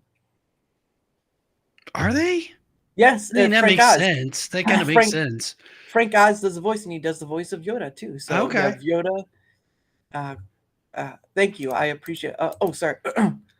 Kermit says thank you. And now I know there's something wrong with him. Crystal Pepsi was the shiz. No, there's something wrong with you. And please slip a 5 underneath the door when you leave. Papa needs to make some money. The pig is angry. Kermit, help! Oh boy, that's funny. Man, I could do that. I could almost do that all day. But the voice, there's a difference between the Jim Henson Kermit, which is the original, and then you have the Steve Whitmire Kermit. There's a difference there. I thought his son did the voice for a little while. Didn't he? I know he took over for directing for some things. Like I think the was first directing, but I don't know. I just know it went from Jim Henson to Steve Whitmire. Kermit is the only voice I do. I want to throw down. I don't know about that. I can barely do it for too long because Kermit is in the back of the throat for me. It's like right there in the back of my throat, and I'm just trying to do it real hard. No, Panda, don't try to do that. No, Panda, no, bad Panda, bad. Wait, hey Phoenix, you're here. All right, I have a mod in chat now, so I have to make Panda sub 2000 a mod. I don't have much mods anymore. Actually, they're just people. I haven't really found much of a need for mods on Rumble in general. There's been a time or two where I wish I had one, but it's pretty rare. Yeah, I did have something I had to take down in the chat earlier, but yeah, it's I think I saw that one. That was like the advertising thing that usually pops up in the comments of my videos. Yeah, and I'm just like, no, thank you. Yeah. I'm doing well on my own, thank you very much. But yeah, but Kermit, I wouldn't do a Kermit off because there's a thing where it just like after a while it just hurts to do, and you're just like, help me. And just kind of leave off of that. So Kermit in trouble. Oh gosh, dang it! What's a frog to do over here? Come on. We have to start turning. I think I have a fly in my throat. No, it's it's a human in his throat. That would be the joke, right? He would do that joke. It'd be true. That's fair. That's fair. Because for humans, we would say, "The world has room." Yes, the world has room. Amen. Kermit says, "You're welcome," and try not to trip over yourself. All right, there we go. Yeah, if you do it too much, it starts fading off, and you're just like, help me, I've come for you. That's then you can just go into your Inspector Gadget impression. I can't. I can do that a bit. Go, no, how was it? Go, Gadget Copter. Or something like that. Actually, you would just do Dr. Claw. I mean, if your throat's that raw, then you just go straight Dr. Claw from there, right? Screw you, Gadget, I'll get you. Curse you, Gadget. Oh my goodness! But that was I remember seeing the Inspector Gadget movie. One with Matthew Broderick. Panda's attention. Whoa! Hold it there. Wow. The only difference between that and the frog is about 5 to 6 inches. But anyway. Wow. Wow. It took us an hour and a half to get there, folks. But there you go. There's your payoff. Hey, at least it wasn't that descriptive. I mean, that's the part that gets me. I can have fun with the lip, but come on. People are also. Well, I didn't say you had to stop making comments like that. I was just surprised it took us this long to get there. I had Zatris on. I think it was Zatris or someone, and then I said balls, and she's like, "Whoa, oh, okay, all right." And I was like, "What? It's just a word. Come on now." Well, it's like I know people. What's funny? She likes to troll people on X. She's something of her own kind of character, but it's sort of like when people are afraid to say something because I'm also streaming to YouTube, and I'm like, well, I've said Negro before. It's not that big of a deal. Whatever. You just can't say the other stuff. I'm like, no big gamer words, guys. Shh. No big gamer words. Kermit says no big gamer words aren't coming after you. But yeah, I really don't. I mean, I don't care if somebody curses in the stream or well, at least. The guest I have on whatever, because I want them to feel like they can say just about whatever. Look, I'll give you 98% of the field. You see that soccer field over there? 98% of it's yours. But I gotta have that 2%. I just need that 2%. That's all I ask. You give me the 2%, and you can be like that small child playing with the soccer ball, running in the grass, all that stuff. Oh, look, there's dog poo, step in it. But it's not a good thing, but still, it's just I don't know. Usually when I come on to shows like this or when I'm running my own show, I generally want everybody to kind of be engaged, right? Because generally when you're doing stuff like this, I feel like if there's more back and forth when you're having the dialogue, it's generally more interesting. There's times where, if somebody's talking about something, you shut up and you listen and then you do your comment after. But for the most part, it's good to have that back and forth. For the most part, when you're doing a show like this, otherwise, I mean, you're trying to engage with people. Then if you're not doing that, then what are you doing? You know what I mean? Not engaging with people. That's the opposite of engaging with people. Yeah. Yes, Captain Obvious. Thank you. I had to point it out. You were like, well, this thing here is like, well, but the opposite would be this. And you're like, yeah, okay. Clap for the kid. Clap for him. Look at him go. Do cartwheel. Here's your gold star. Timmy, you can run 5 more miles. Yeah, that'll keep him busy for another hour. That'll wind him up for a little bit. All right. Come on, kids. Let's go. We're going to run for a mile. I've seen plenty of people that run streams that for some reason will never engage with their audience. And I'm like, why are you live then? I'm confused. I don't understand that. Because I'm not actually here, Nick. Oh, that's fair. That's fair. If I'm having a delusion, that's fair. I mean, it won't be the last time. Let's be fair. And then you go back in the replay. I go back and replay, and I've just been talking to myself for like 2 hours, and everybody's got these weird looks on their face in the chat. There's what I think is actual dialogue is people going, "Call for help." Send someone to his house. Does he not know? Does he not see? I'll just let it go. Just like, oh, yay, Nick, yay, yeah. I wouldn't be surprised. When you do it like that, it almost sounds like you're the parent who congratulates their kid on their first poop. Yeah, you did so good. You did so good. That looks like a world record, Johnny. That looks like there you go. Yeah.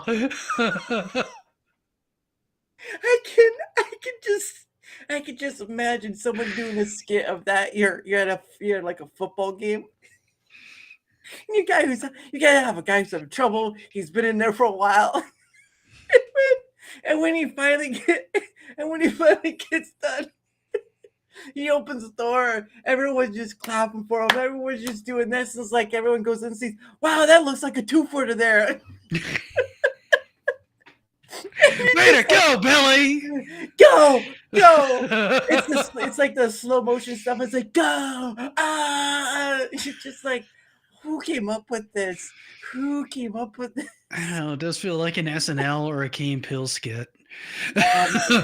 But some of those things, like there was a what was it? A Key and Peele skit where they were doing something on like the inferences of like the texting stuff, right? Where you saw that, and that's like that can be exemplified onto social media, right? Because Oh, all the time. yeah, Absolutely. because I remember that skit where he's like, I don't know, I guess Peele is sort of like not no Jordan's the one. Was it Jordan? Because they both worked on Mad TV a long time ago. But Yeah. And then they did their own show, and then now one's a director and the other one's just a straight actor.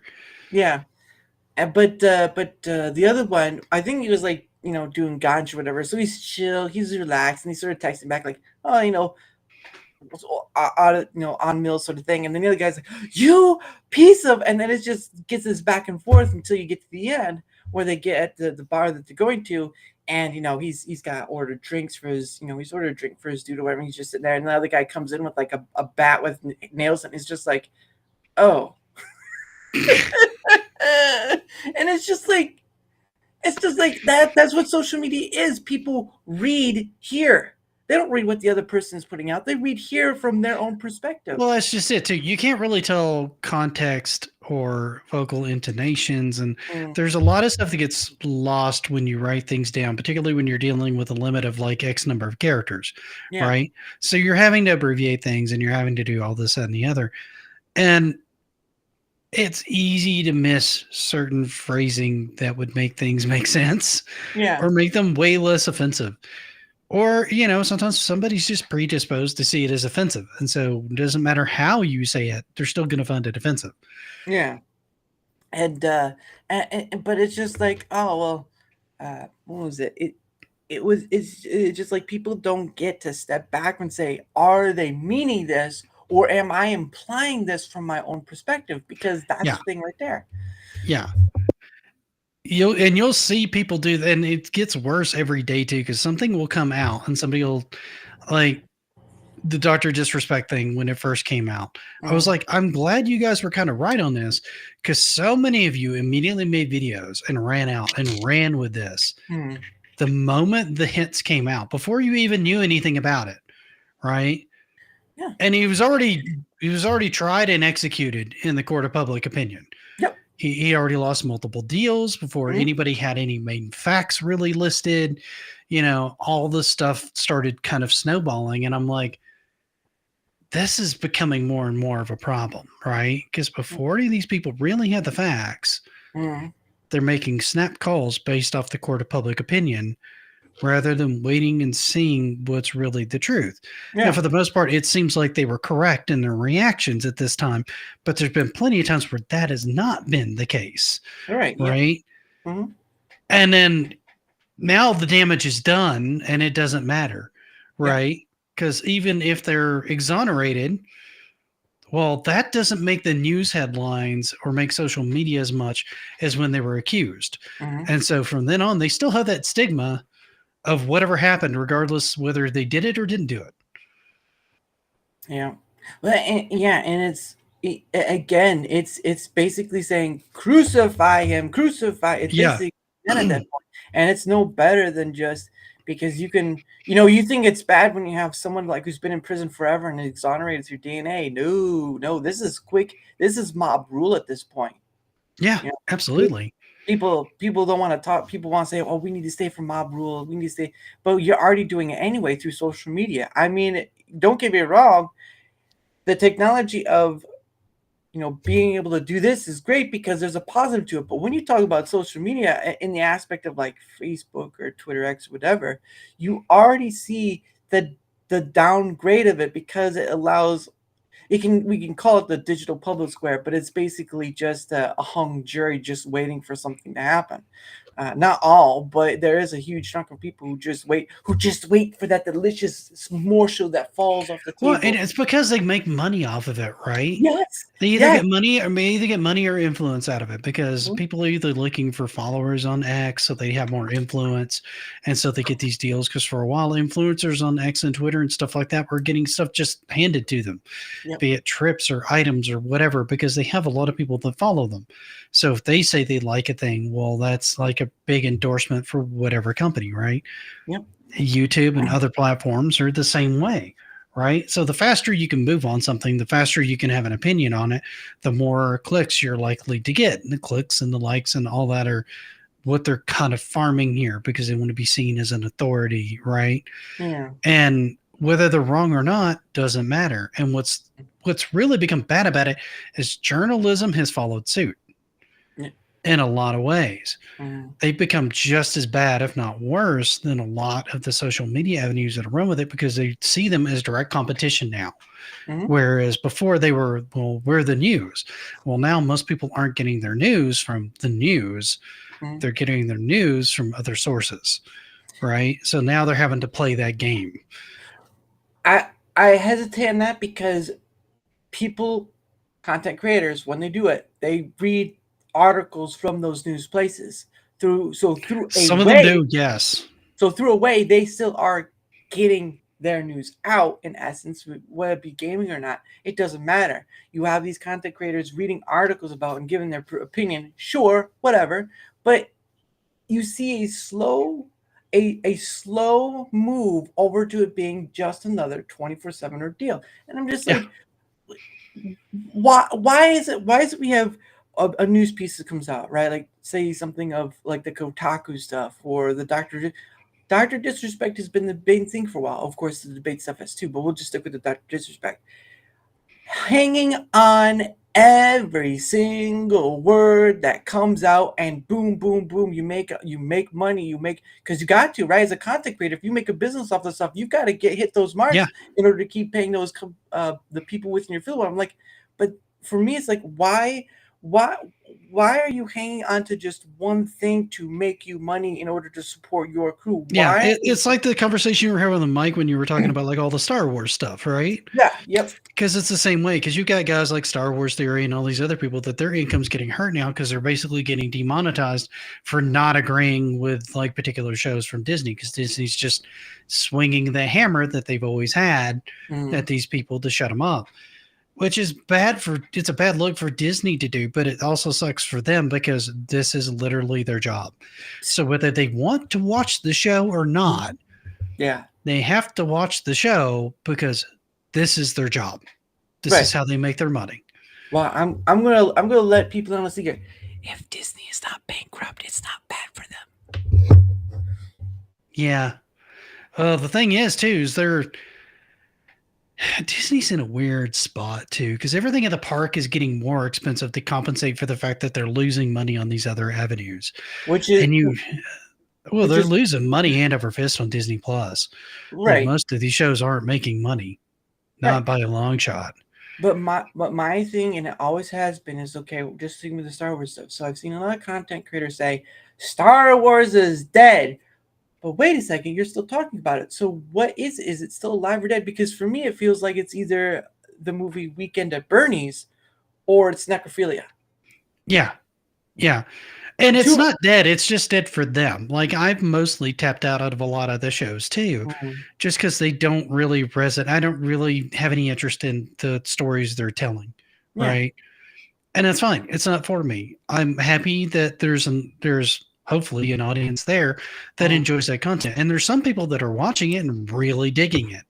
Good. I'm glad you're enjoying your show. Right. It doesn't look like a show that would interest me, so I'm not going to watch it.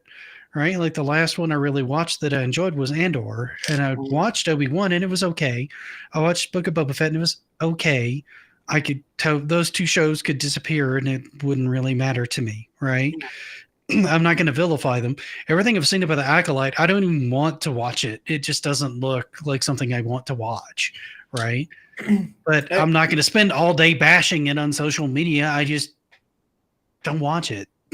Well, and the same thing has been said about Disney too. Oh, Disney's dead. Disney's dead. No, Disney is still alive and kicking. And the way I keep hearing it from some people is it'd be very difficult for Disney to go complete bankrupt because the only way, bottom line for anything, right, gaming and all this stuff, the only way to change things is money. It's what they respond to. It's what they thrive off of. If they get no money, guess what? They've got to change. They've got to make money somehow. Otherwise, now, of course, you can say all this stuff about Disney Plus failing and all this other stuff, But until they get to the point where they have to get on their knees and beg back for customers, then you don't have the negotiating power you think you have. Oh, well, You they still made profit. Yeah, They still make profit each year and that's the from funny thing. merchandising rights, parks, etc. Yes. All that.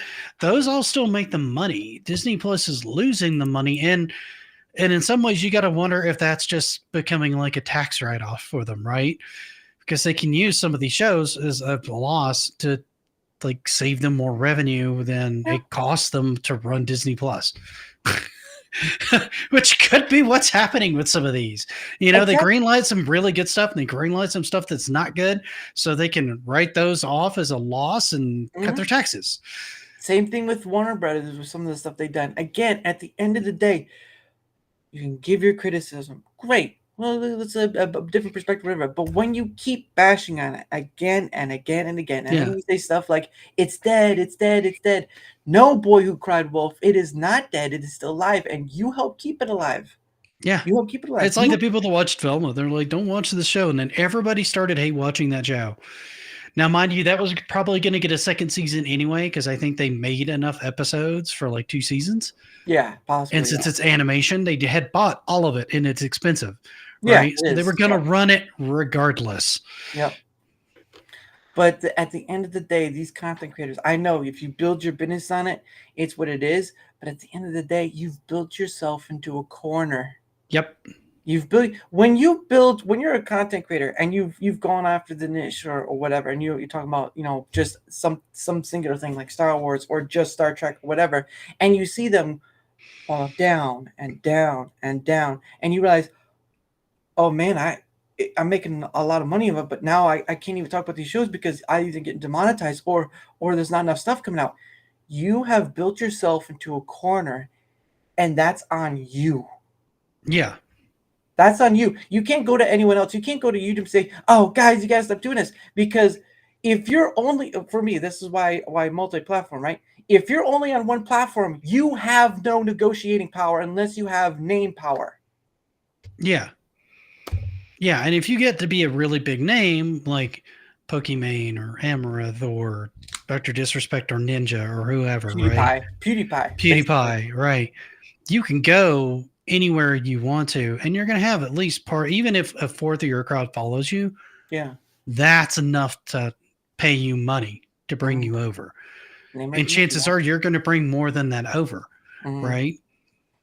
Because it's just, you've gotten that big, and that's fantastic that you managed to get there, but you have to get there somehow, right? And so you either experiment with things until you make it, or like me, you just do things that you want to do, and if people come along for the ride, that's great. Right. And that's more along the lines of what I'm doing on any of these things. It's something I enjoy doing. It's something I enjoy researching. It's something I enjoy putting out there. And so that's why I do it. I don't do it because I want to hit like 1 million people or 2 million or whatever. If anybody shows up and hangs out for a little while, that's kind of cool. I mean, you could have gone fucking anywhere, and here you are slumming it with me. That's cool. Yeah. You know, let's hang out and talk a while I play this game, probably badly. That would be.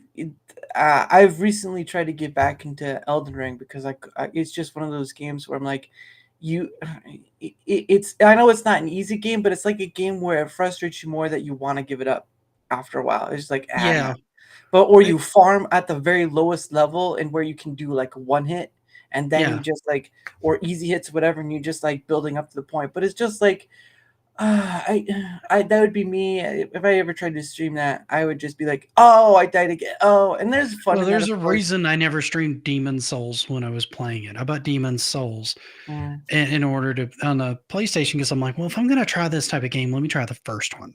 Right. And that's a game that I played it once. I think I put like 40 hours in it. I was struggling with it. I put it down because I was just kind of done with it.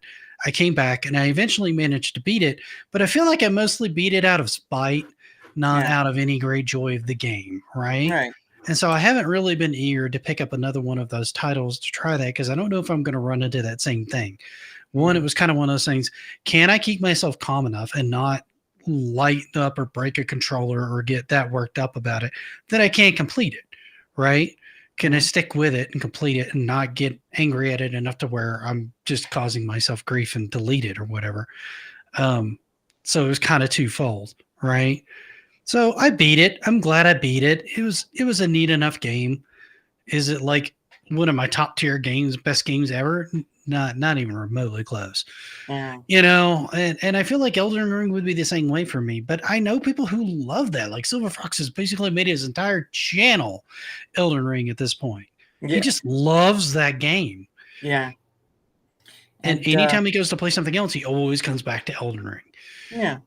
You just find those games. For me, I just, you know, I have like 200, I have like around 200 games on Steam. So, you know how bad that is for me. But the thing of it is right, once I hit on this conversational part, I haven't played games very much because it's just like, it's just not of an interest anymore. There's so many games out there that it gets so, it makes you almost feel lethargic. There are so many games out there that it can make you feel lethargic and you don't want to play any of them because there's just so many games. And for me, I don't know if I'd ever get lethargic of this, but there's so many people out there, so many different perspectives, and I can go to these people and just bring them on and talk about whatever because it's a new person, but you bring on, I've had Jack Tarlat on for like 7 times, and it's just like we still can have a conversation and go for a while. It's I feel part of it. I think part of it is what kind of energy you can bring into it, right? Yeah. Now, if you can play a game and you're excited to play the game and you're having fun with it and everybody's coming along for the ride and they're teasing you and you're still having that engagement, because then you're still having that conversation, right? Mm-hmm. You're having it in a different way because you're having it with your chat that's texting to you, but you're still having that kind of conversation while you're having it. It becomes one of those things where it's not quite like having a buddy sitting on the couch with you playing a game, but it's close enough. Yeah. Right. And that's something that I've thought about trying to bring back too, is like grab a buddy of mine and we literally sit on the sofa and we're playing a game while one of us has the chat up. Right. So we can engage with the chat, but it becomes one of those things where you're watching it's like and really it's a spinoff of like the AVGN Monday's Mike Matei Monday things that he used to do. Right. Because I used to love watching those when it was like Mike Matei on there with him, because they had a good dynamic, I thought, between the two of them. Right. And it was just fun to even watch it in a recorded state of them talking to each other and giving each other crap and showing the gameplay and having fun with something like that. Right. And I feel like there's not enough people. That's another one of those things I feel like there's a gap in now. There's not enough people doing stuff like that because everything's gone so online. Right. That you're generally sitting in front of like your computer screen, or you've got your headset on or your VR headset on, you know, which is even more isolating in a lot of ways. And you don't have that connection anymore. And I think streaming is where a lot of people are starting to get that connection when they're doing their gaming. I know it's one of the reasons Mike does it that way, because he can sit there and play a game and he can still feel like he's hanging out with people and having a conversation, you know? So it's closer to that experience, or as close as he can get to it being, you know, a family man with, you know, all the responsibilities that has, you know. Yeah. And that's great that people could, I mean, I'm not against niches. It's just when it becomes the multiple frame of, 50,000 people talking about Star Wars and whatever. It's a connection, sure. Right. But at the end of the day, you can only hear the same sort of thing over and over again before you're like, what's different? What's the point? And that's I don't know if I'm doing any different than anyone else who does podcasts or whatever. And I don't really call it a podcast because you see those people, they say like cast at the end of their name or whatever. And I'm like, I'll just change it up. And that's why it's called Darachat. But I don't know. I just know I've been enjoying this process. I've met a lot of wonderful, great people along the way.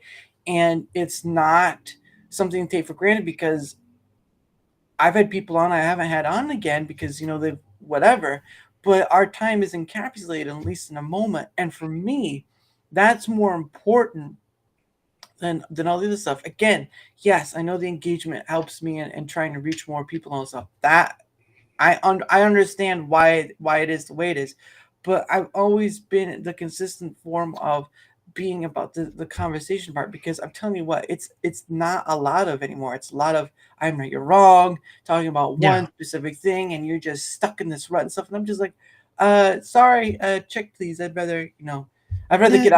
You're looking to make a connection, which is what I feel like most people that go online are kind of looking to do. Yeah. I mean, at least the ones that are probably doing it for the right reasons. I mean, there's a lot of people that get into it because they want to get rich and famous. They think this is an easier job than whatever job they have. And in some aspects you're right, and in some aspects you're not right, because the moment you start making something a job, it becomes something different. Yes. Right? Yeah, no, if you once it becomes less of a hobby. Now, I don't get me wrong, I do less than what I do working, but I also use programs and stuff to help make the process easier, right? Like I use Opus.pro to make clips, shorts for my streams, or from the streams I do with other people. I use what's another program? I use Canva, right? Canva.com to make my you were talking about that too. I've tried using that for my thumbnails. I didn't have a whole lot of luck with it. I'm glad you do though, because I heard a lot of people who really like that. I'm basic. If you saw my thumbnails, it's basic as is. I'll probably do like a stream involving that stuff, but it's just very basic. At least from my perspective, maybe not from another person, but for me, it's just very basic. And the thing of it is, right, it's like I know people design their thumbnails to get the eye-catching stuff, all this. Mm-hmm. And I also use like Claude.ai for like proofreading stuff and whatnot, and for like tips and stuff. But at the end of the day, these tools are there for whether you agree with them or not. The point of the matter is that they're there and they're tools that can be used. And I use these tools because one, if you're not enjoying the process in some manner, you're not going to enjoy anything else. Even streaming will become an obsolete to you, because you'll just be like, oh, I have to do this again. I have to go on. I have to put it in the face. I'm not for what was like the first hour and a half, we're almost cracking over each other because of just whatever. And that's real. Yeah. That's not fake. Yeah. I mean, I could fake it, but there's a lot of directions we went where I'm like, I didn't expect to have this conversation ever. But here we are, so let's do it. There's like National Geographic, and then the mail goes into this one corner, and the mail falls in there, and it seems like they're talking about cars. It looks like they're talking about. Now they go out and they're looking at walls, and I don't know what's going on over here. Someone, I need a description. It's like half the time, like one would be like, "Well, you guys just talk about one thing or the other," and we're like, "It's not what you think."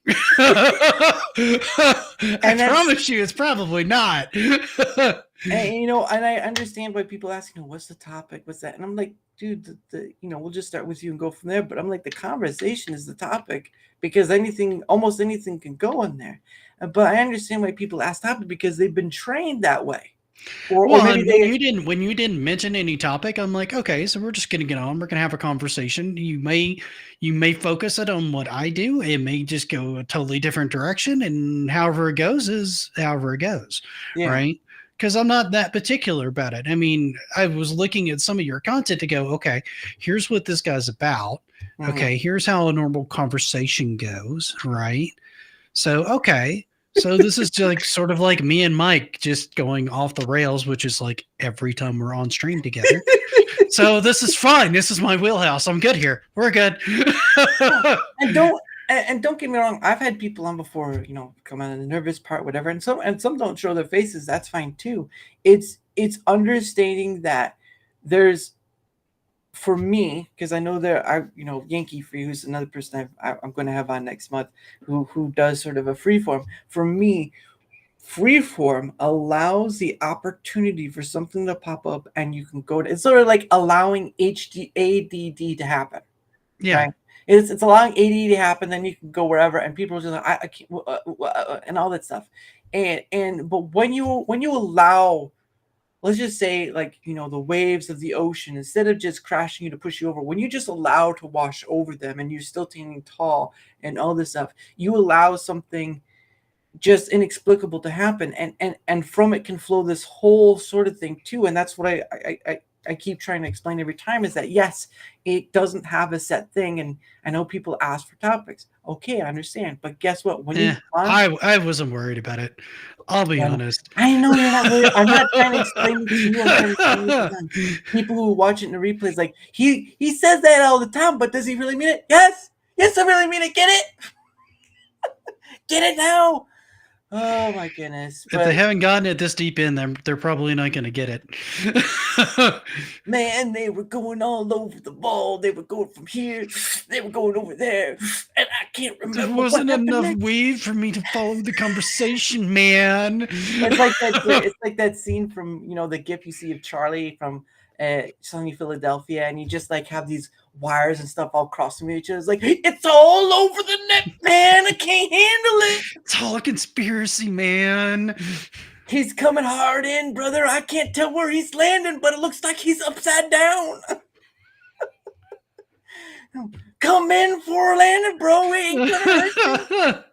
Oh my goodness, but that's what it is, and it's real. Once you get into it, it's real simple, real easy, and I do hope that when people come on, they're willing to come back for another time, because once you get it the first time, it's hesitation for the first time, but once you get it the first time, you have a better feeling about it, and it's more like again, a majority of people I've had on it said it's great, it was fun, it's whatever, and it's been a more positive response than a negative response, or at least I'm still getting a response, right? If it wasn't that great or whatever, you wouldn't get a response at all. But the thing of it is to have a sort of positive response, so that way it opens the door to having you come again, because it's not about one time only. It's about the time that leads to the other times, because what's going to happen next time? Don't know, but join us for that as well. But anyway, I've had a good time so far, so you don't really have any complaints from me. Oh well, yeah, of course. Now you might have plenty of complaints in the comment, like why the hell did you have that guy on? He sucks. He's such a it's just standard, but he's such a geek. But sucks, man. Yeah. Like Toto, bro, I always saw this beach guy in the beach, and he was on his surfboard, man. He was coming in with the tide, and I said, "How was it, bro?" And he said, "Dude, I can't surf."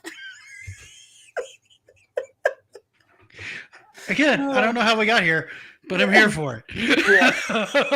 But and that's where the fun comes in, because I want it to be fun. Otherwise, people won't give it a secondary chance, or a third chance, or fourth chance, or whatever, or even a chance at all. But anyway, guys, it is the top of the hour, and I think we're gonna end at this point, because it is getting close to the debates, and I'm not sure how well things are gonna run after that. I think people are already having issues. People, I'm seeing things come in from like my Discord. They keep beeping in.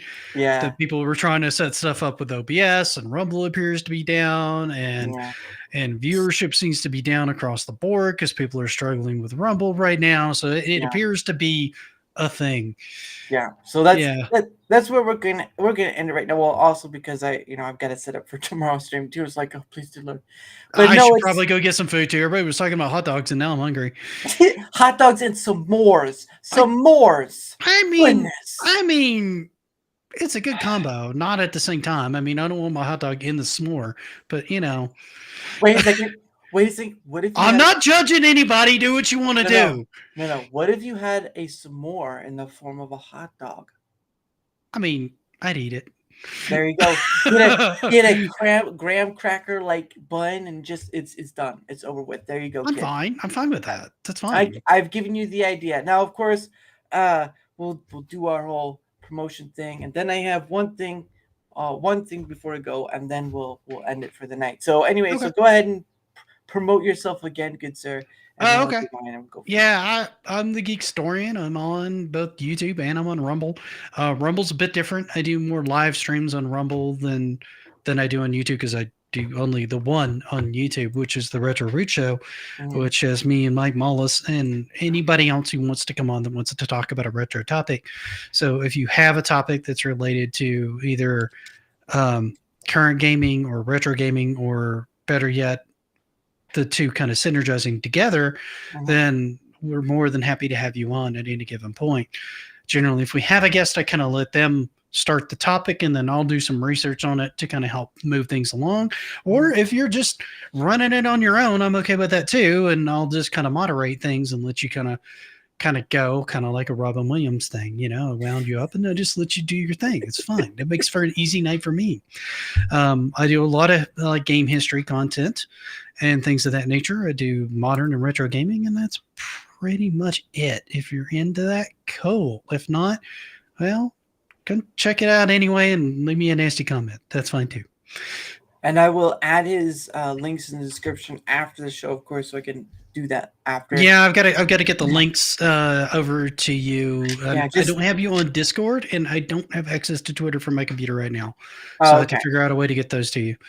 Yeah, just wait till after, and I just DM me to Twitter X when you're able to, and then I'll add them later. That way it's not that way you can eat first and then come back and finish. That's fair. That's fair.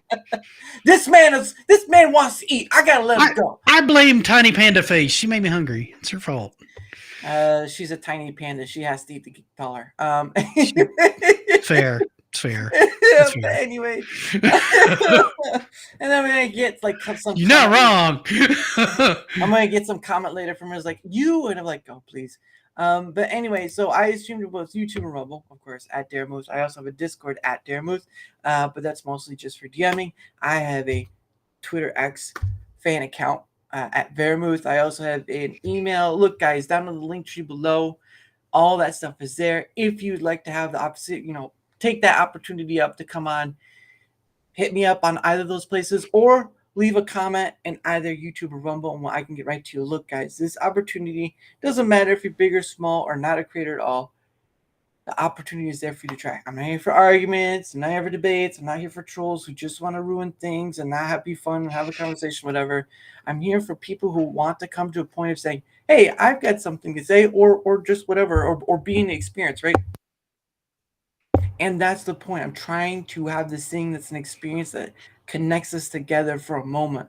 And whether it's the only moment or where it's a moment leading to moments after, that's the point. Because at the end of the day, it's time to stop arguing with each other, and it's time to come together. Even if it's about silly stuff, even if it's about the stuff that has a seriousness to it, but we can get through it by a slow process, whatever process, and come back again after that. So, guys, whether it's leaving a comment in either YouTube or Rumble or going to the link tree and going to those links, go to those places, find me, and we can get started. Because I'm telling you what, Geekstorian, Mike Mullis, Lumpy Potato, Silver Fox, so many other people have come on, and it's been a great time all around. So why let that fall? Why miss that opportunity? So anyway, but of course, there's a secondary part to it, and this is the engagement factor. Look, I know you've heard YouTubers say it before, right? Share, like, and subscribe. Share, like, and subscribe. Upon thousands of times. I've heard it 1,000 times. It's whatever. But the reason why I do it is because it helps in reach. It helps in reach and getting more people on. It helps in not being dismayed outright. It helps building the credibility and name recognition, all this stuff. And look, I know that seems like a cloudish stuff, but again, it's a catch-22 scenario. I need that help in order to get more people on, because people can look at me and say, nah, he's not worth it. He's not worth giving that shot. And my reach and the reach for, like, whether it be YouTube or Rumble for the algorithm stuff, it helps in that too. So whether it's a like, whether it's a follow, whether it's a comment, or whether it's sharing it, one of them or all of them, it does not matter. Anything you do to help is worth it, because again, engagement is part of that factor. And while I don't like it, I know it's a necessary evil. Yes, it's a necessary evil. It's not evil, but it's a necessary thing in this content creator realm. And I look forward to having you on. If you do end up following me, I look forward to having you on, because that's the whole part of it, right? I have seen content creators who have millions of followers, and I'm like, they have such a big pool. Why aren't they using it? Why aren't they bringing these people on? They can talk to people on the ground floor, like about a game or whatever. But do they? I get there's a trust factor. It's fine.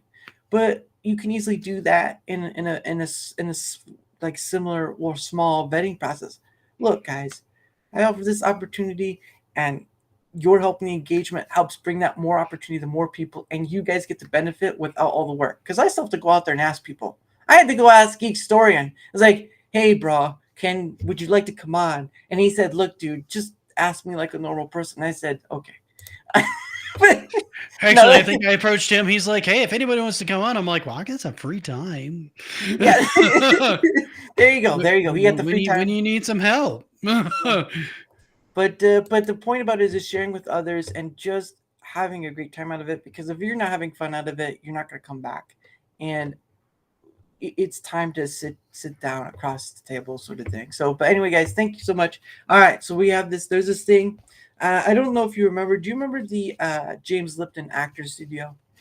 I'm drawing a blank, so I'm going to say no. Okay, so there's this gentleman named James Lipton, and there would be many different actors or people or famous people come on, and they'd have a discussion about their beginnings and stuff and all that. But at the end of it, he'd ask them a series of questions. Same series of questions he would ask every single person.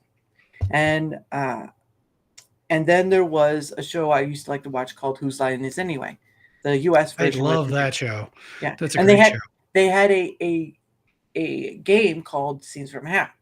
So from those, yeah, especially when Robin Williams. Scenes from a Hat. Yeah, that's part about it. But it was also, when they had Robin Williams on, that was pretty good too. But anyway, so I decided to combine both features, right, and not just the questions that he asked James Lipton, but more, because people can suggest questions as long as they're something that everyone can answer. So I did something called Questions from a Hat, and of course I bought a hat from Rumble, as you can see. There you go. Right there. And I've got some questions right here. So what's going to happen is this is also a maybe not an ingenious way, but some form of genius way to try to get rants out of it. So, but what's going to happen is I feel like you're sidelining me with a pop quiz. They're going to be totally random. They're going to be totally random. No, but the guest gets the guest gets no, it's all good, dude. That's good. But the guest gets 2 freebies, and chat has an opportunity that if you want another question to pop out of the hat, not pop out, but if you want me to draw another question on the hat, you can give a $1 rant. It doesn't matter what the amount of the rant is. If you give a rant, I will draw another one out. But the guests only get 2 freebies. All right. So I'm not looking. I don't know what's in the hat. He's totally looking. That's why he's got the glasses on. No. Okay. What about this one? Okay, I got one. I got this one right here. Okay. I haven't opened it yet. So we'll open it. Okay, so this one might be this one might be a not safe. It's not really a not safe one, but it could be considered such. So if you don't want to answer, it's fine. It says this is one that James Lipton is one of the questions James Lipton would ask his people who come in. So it is, what turns you off? What turns me off? Yes. And you can pass. I'm going to take this in the context of just like general personality traits. Yes, you can do that. Is just somebody who's, I guess, super nasty and egotistical, because I just find it to be kind of offensive and rude. There's always room to kind of, like we've talked about most of the night, to sit down and have a conversation and find things that you have in common, and not immediately assume that someone's an idiot or beneath you. You know what I mean? There's always that ability to have that connection, and being the kind of person that won't at least be civil in a conversation is a major kind of turn off for anything, realistically. Yeah, that's a great answer. I'll give you that. All right, now we go number two. What is the question? Okay. All right. So before I unwrap it, there you go. Oh gosh. Just to show I'm not cheating, okay, guys? Come on. I gotta unwrap it first. I don't know if I can get it. I'm a little stuck.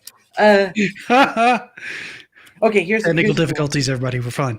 Here's one that was suggested to me a while back. Okay, so you've just been given $1 million tax free. What's the first thing you do? Oh, well, first thing I do is pay off my house. That saves me so much money. That's a great answer right there. And then the rest of it goes in the bank or goes into stocks or something like that to make me some interest in stuff. But the first thing is my house gets paid off. Better answer than most people, because I've seen this. There was a show built on like the lottery winners, and they're like buying Lamborghinis and buying homes, and like, oh no. Rumble's having a cyber attack happen right now. Wow. Yeah, I've heard Rumble's just like getting toasted right now. Oh yeah, and again, it's not like it wasn't going to happen anyway because of the. I knew they were going to get attacked. I mean, I kind of had an idea. Well, he's saying CNN is being rumored to be behind it, so it looks like we're still live. So that's great. They probably are. I like how he phrased that. Yeah. Well, they said they were going to be pretty hostile towards anybody that tried to stream the debate and do any commentary on it, because that was sort of like their thing. And so I'm not surprised when, everybody on Rumble kind of thumbed their nose and went, well, you don't have any authority over here. And everybody in pretty much the management, yeah, you don't have any authority over here. Well, they did put out a post saying everyone's going to be on board tonight because we know it's going to be heavy. So that's also another thing too, is they have to build their back end up enough that this they really do. They need to. And I feel like they try. Like every time something like this happens, they go back to the drawing board and they try to make it a little bit better, right? Because things have gotten a lot better on the platform since I first started here till now, just overall. Yeah, he said, "Thank goodness for that." He's still saying Rumble. So it still works, but Rumble doesn't. Oh my god. That's a good thing. See, now this is where those content creators who snub at Rumble Studios are like, man, I wish I was using Rumble Studios right now. It's like, well, hey, there you go. But they don't, because I know it's a bit like StreamYard, but the thing of it is that it still has its issues. But for me, it's like, because of gamers and stuff. But for me, it's just like, look, if you give it the opportunity, you probably, because people have to pay for Restream, people have to pay for StreamYard, like you said earlier for you. Mm-hmm. At the end of the day, if you're not a gamer and just do this sort of thing, it works well. And really, people should just give it at least a try for once. I understand it may look technically hard, but it is simple enough that even... Honestly, the interface on this, I mean, if you're just trying to stream and you're trying to get people on, this is as clean as StreamYards. And StreamYards is very easy to use. Yeah. And this looks just as easy to use. It was easy to get in on. It's got the same kind of like layout features and everything like that. Yep. The chat comes in. And if you're worried about the technicalities of streaming, this is a great way to start. Like, I'm not going to lie. From what I've seen, it's a great way to start. Yeah. Don't abuse it. I just given a little warning because I know I made him a mod over on YouTube, so I gotta make sure if you get, I don't make anyone a mod. You see, Foulplich is going to be on in July as well, so I'm like, all right, well, I'm gonna make you a mod. I don't make anyone a mod. It's mostly just people who've been on are going to be on. But I think Foulplich is going to be trustworthy enough. But anyway, guys, whoever's still watching, or if you see the replay, we're going to end it for now because I've got to set up for tomorrow's stream, and also I've also got to use the restroom. So anyway, thank you so much for Geeks. Yeah, I'm like, oh Lord. And I drink water a lot, so I mean, it's not. I do too. That's what my flask over here has had in it all day. So that doesn't look like a flask. That looks like a water bottle. I want to see a real flask. I don't. Well, okay, I don't have like a real flask. This is just like a water bottle thing. But you know what? If I come on again, I'll get a flask just for you. There we go. I will. You can make it any design you want. Just make it a flask. All right, guys. Okay.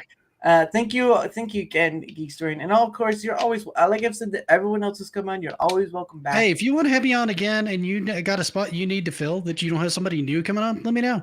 If it's a day I can come on, I'll come on. It's cool. Hey, I love hole diggers because they end up filling the hole. Hey, no. That just sounds wrong. But anyway, I think I see how you look at me now, sir. Not that kind of. Come on. Oh. All right. Well, I forgot. Before we go though, tomorrow at 7 p.m. Eastern, again like today, I will have the Tooth Man under Tooth Entertainment. He was on from a stream a while back. He's friends with Rant Stark. And he'll be on tomorrow at 7 p.m. When I schedule it, I kind of wasn't thinking about paying for it stream, so he may be a little late. He told me today he might be a little late tomorrow, but he might be on for my pay it forward part, so that should be interesting. I try to find people to share pay it forward with because it's sort of like I give back to the live Rumble side, and I don't expect anything. He's saying I'm hoping CNN comes down because there's about to get sued by Rumble and Dana White. Hey, well there you go.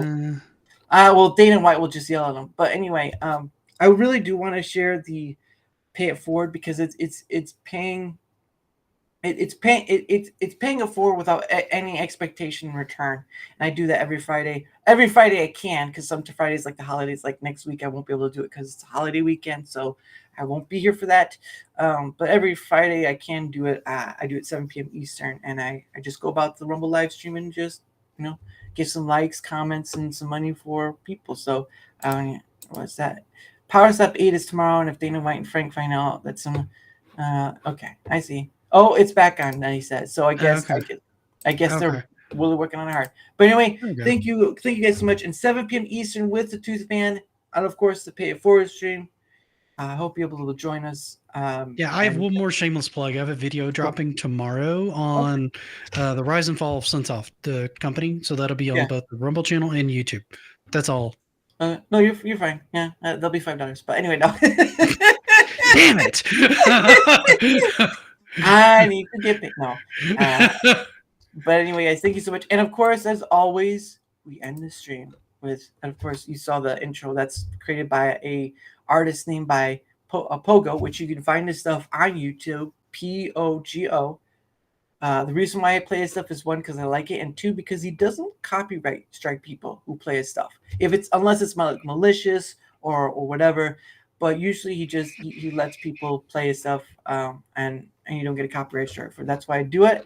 It may change if I ever take the monetization route. But anyway, song's going to be, as always, One Day With You by Pogo. Hope you guys have a great night, and see you tomorrow at 7 p.m. Eastern. Bye, guys. Come on. You're staying on the screen. You're not going to say goodbye to the chat? Well, I was doing something first. You didn't have to do that. You didn't have to do that. Thank you, he does it on screen before we leave. Look, there's a good Samaritan. Everyone copied the good Samaritan. But anyway, I have a good night, everybody. Thank you. Wait, hold on.